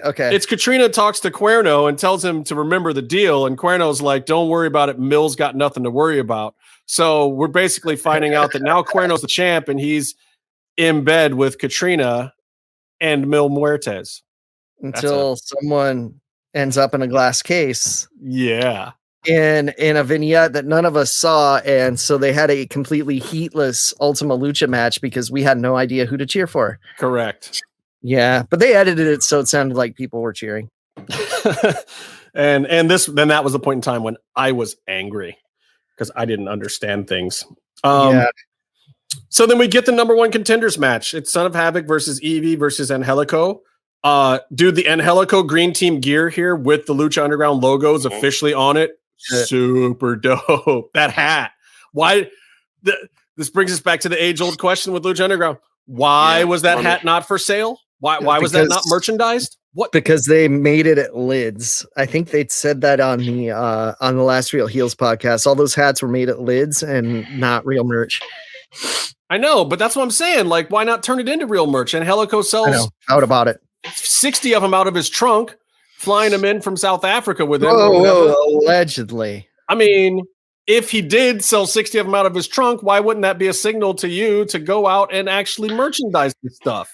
You know, I love Angelico and Jack, and it's almost like if they only were in bed with the company and they hadn't screwed them over, who could have easily licensed merchandise. Like a Mass Republic or somebody like that. Yeah. You know, TH2 has ugly merch. I love the guys, but their merch sucks. It's just a bunch of letters on a shirt. Come on, you can do better. Well, have a picture of Jack Evans just giving 2 middle fingers, and I'll buy 10 of them. I didn't mind this match. It was actually like, believe it or not, it's one of the first times where you get to see Ivelisse wrestle clean. Right, because she's been hurt for a while. She's been hurt. She's not doing any of the creepy sex stuff that she had to do at the beginning. Because don't forget those first few matches, you know, I think she had one real match and then it was all creepy sex stuff. And then it was the one good tag match before the boot where she hurt the leg. And then it was all in the boot. So you really you've maybe seen one real Ivelisse match, and she looked good here. You can tell that she put on weight from having the broken leg, but she wasn't gassing or blown up or anything. You know, this might be the thickest she was at any point in time, but at the same time, I would almost suggest she go back to this because she wrestled great. I think she took bumps better. You know, you could tell she was clearly excited to be back in there and doing her thing. Dude, and her going over, of the 3, my second favorite choice that they could have made. Because, you know, Angelico going over, I would have marked up that too. Yeah, but I think if Angelico went over here, you would have anticipated the squash so much more. He's so much bigger than Mil height-wise. Right, but he's skinny. So it would have you'd have been waiting for a spear to break him in half and for it to just be done, you know? I surprisingly, of these 3, again, I would have been happier myself if it was Angelico just like you, but I think of these 3, she was the right choice. And we were buying every false finish. We were into it. We were cheering for it. As people that normally cheer for Mil Muertes too, by the way. Right. And we were into this match, and they made her look so strong on the finish too. Yeah. It was a little weird that Puma decided to save her. I know this is the guy that beat him for the title, but yeah, it had the greatest moment because I saw Ivelisse kind of break his girlfriend's arm in real life. I don't know, but sort of. Am I mistaken, or was our friend under this hood single at the time? Because I felt like he was actually trying to push up on her for real. Geez, I don't know. I try not to think of those things because Prince Puma's gross. He ceremieroed me in the face. Yeah, he is super. Like that's gross. Coming up in like 2 episodes. I know it's soon. Yeah. It's very soon. Yeah, and so the match with Mil was absolutely what it was supposed to be. You know, he finally comes in, and by the way, this is the Mil outfit that I love the best: the purple M and the purple skull with the silver on the black. Yeah, and that mask. To me, this is Mil Muertes. Like some people love blue pajamas. Mil, not my deal. I just like the pajamas. I don't know what it is. This is my Mil. The best version of Mil, but it's for me. I just love those pajamas. They look. So I'm all about King Mil sitting on the throne in this outfit with this version of Katrina, where she's running the temple. I do like how he's consciously doing the pose from the end of Conan the Barbarian and the actually. And to hear the lamentation of the women. the best version of Mill is Suit Mill. That's Ultimate Mill. Yeah, but they had to stop doing that because all the ladies at home kept getting pregnant. Oh, yeah. Speaking of which, there was definitely a chocolate scream in the middle of the Cuerno match that almost made him break character because it was like dead silent. Somebody screamed it or something at him, or somebody screamed, or they screamed some variation of it. They maybe actually just said "chocolate man" or something. And you can see a little chuckle. He's like sitting on Fenix in the corner. Like if you go back and watch, it's hilarious. Somebody just screams it out of nowhere, which we've been known to do. I mean, you had, dude, all the craziest Lucha believers were at this one. I mean, you got Casey there, and Jim was there. If you watch the video from when I saw him live, that's actually all you can hear. Is people? It's me. No, you can just hear me screaming, "Chocolate! Chocolate! I love you!" Amazing. Well, I couldn't do the Phantasma. Like that. I couldn't do it. That's because I had no one around me, so I just went for the chocolate. Now let's make love to me, Santos.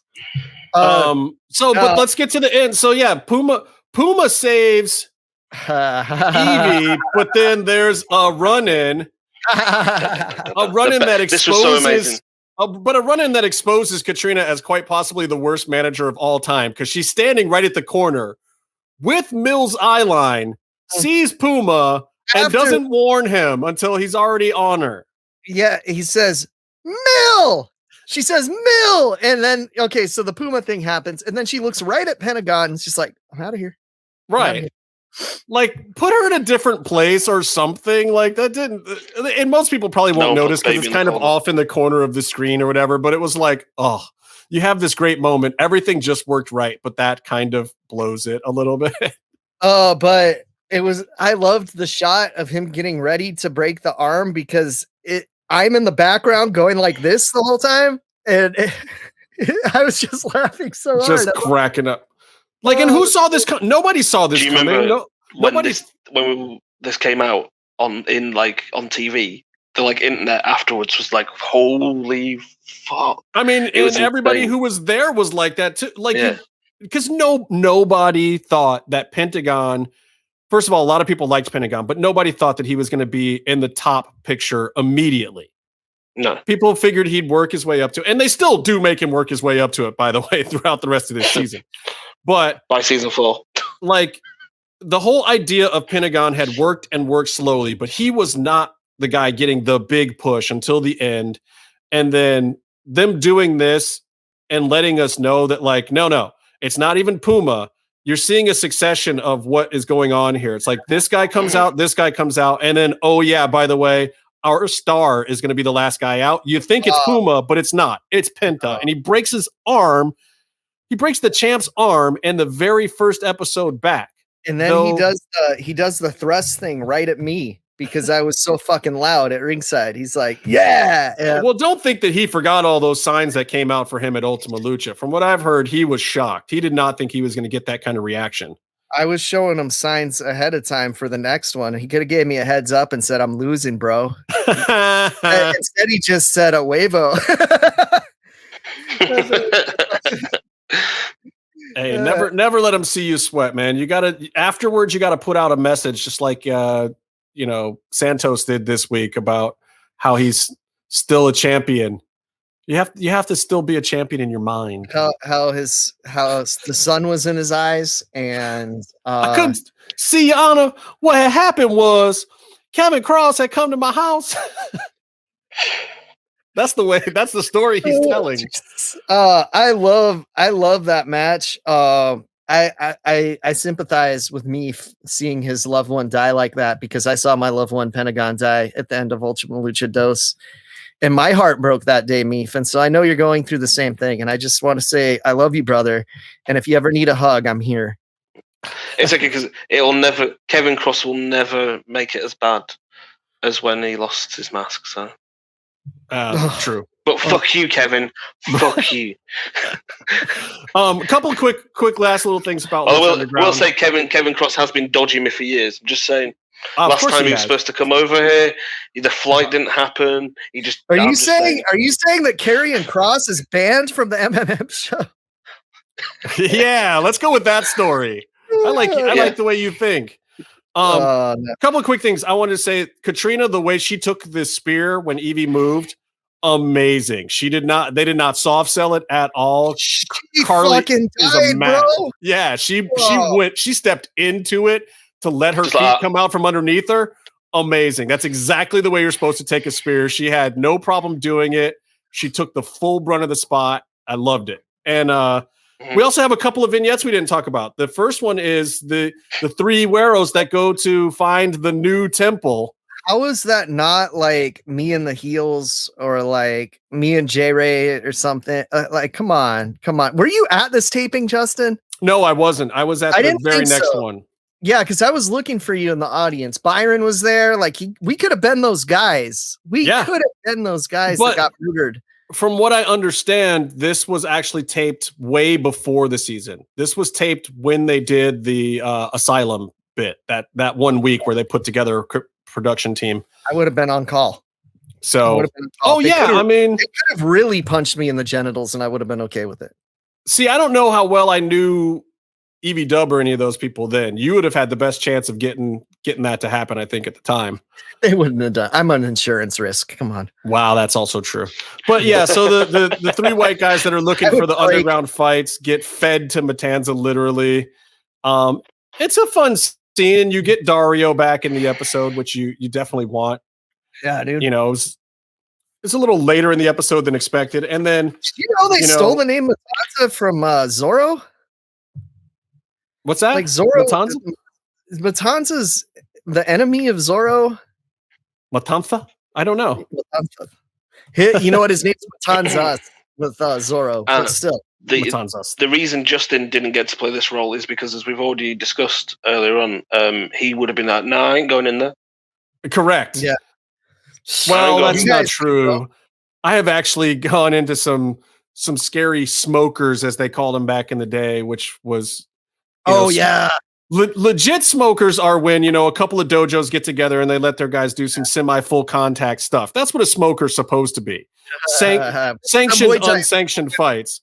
Yeah, but if it's a Muay Thai school, it's not semi-full contact. Correct. And I've been to quite a few of those smokers and actually been in one. And it's like, that was where, especially in California, when MMA was illegal in California, they would do actual full MMA under the guise of being smokers. And, if you listen to the tap out guys or whatever, they'll talk about going to these things and trying to sell t-shirts and running away from cops, which is hilarious because two of the guys in tap out used to be cops.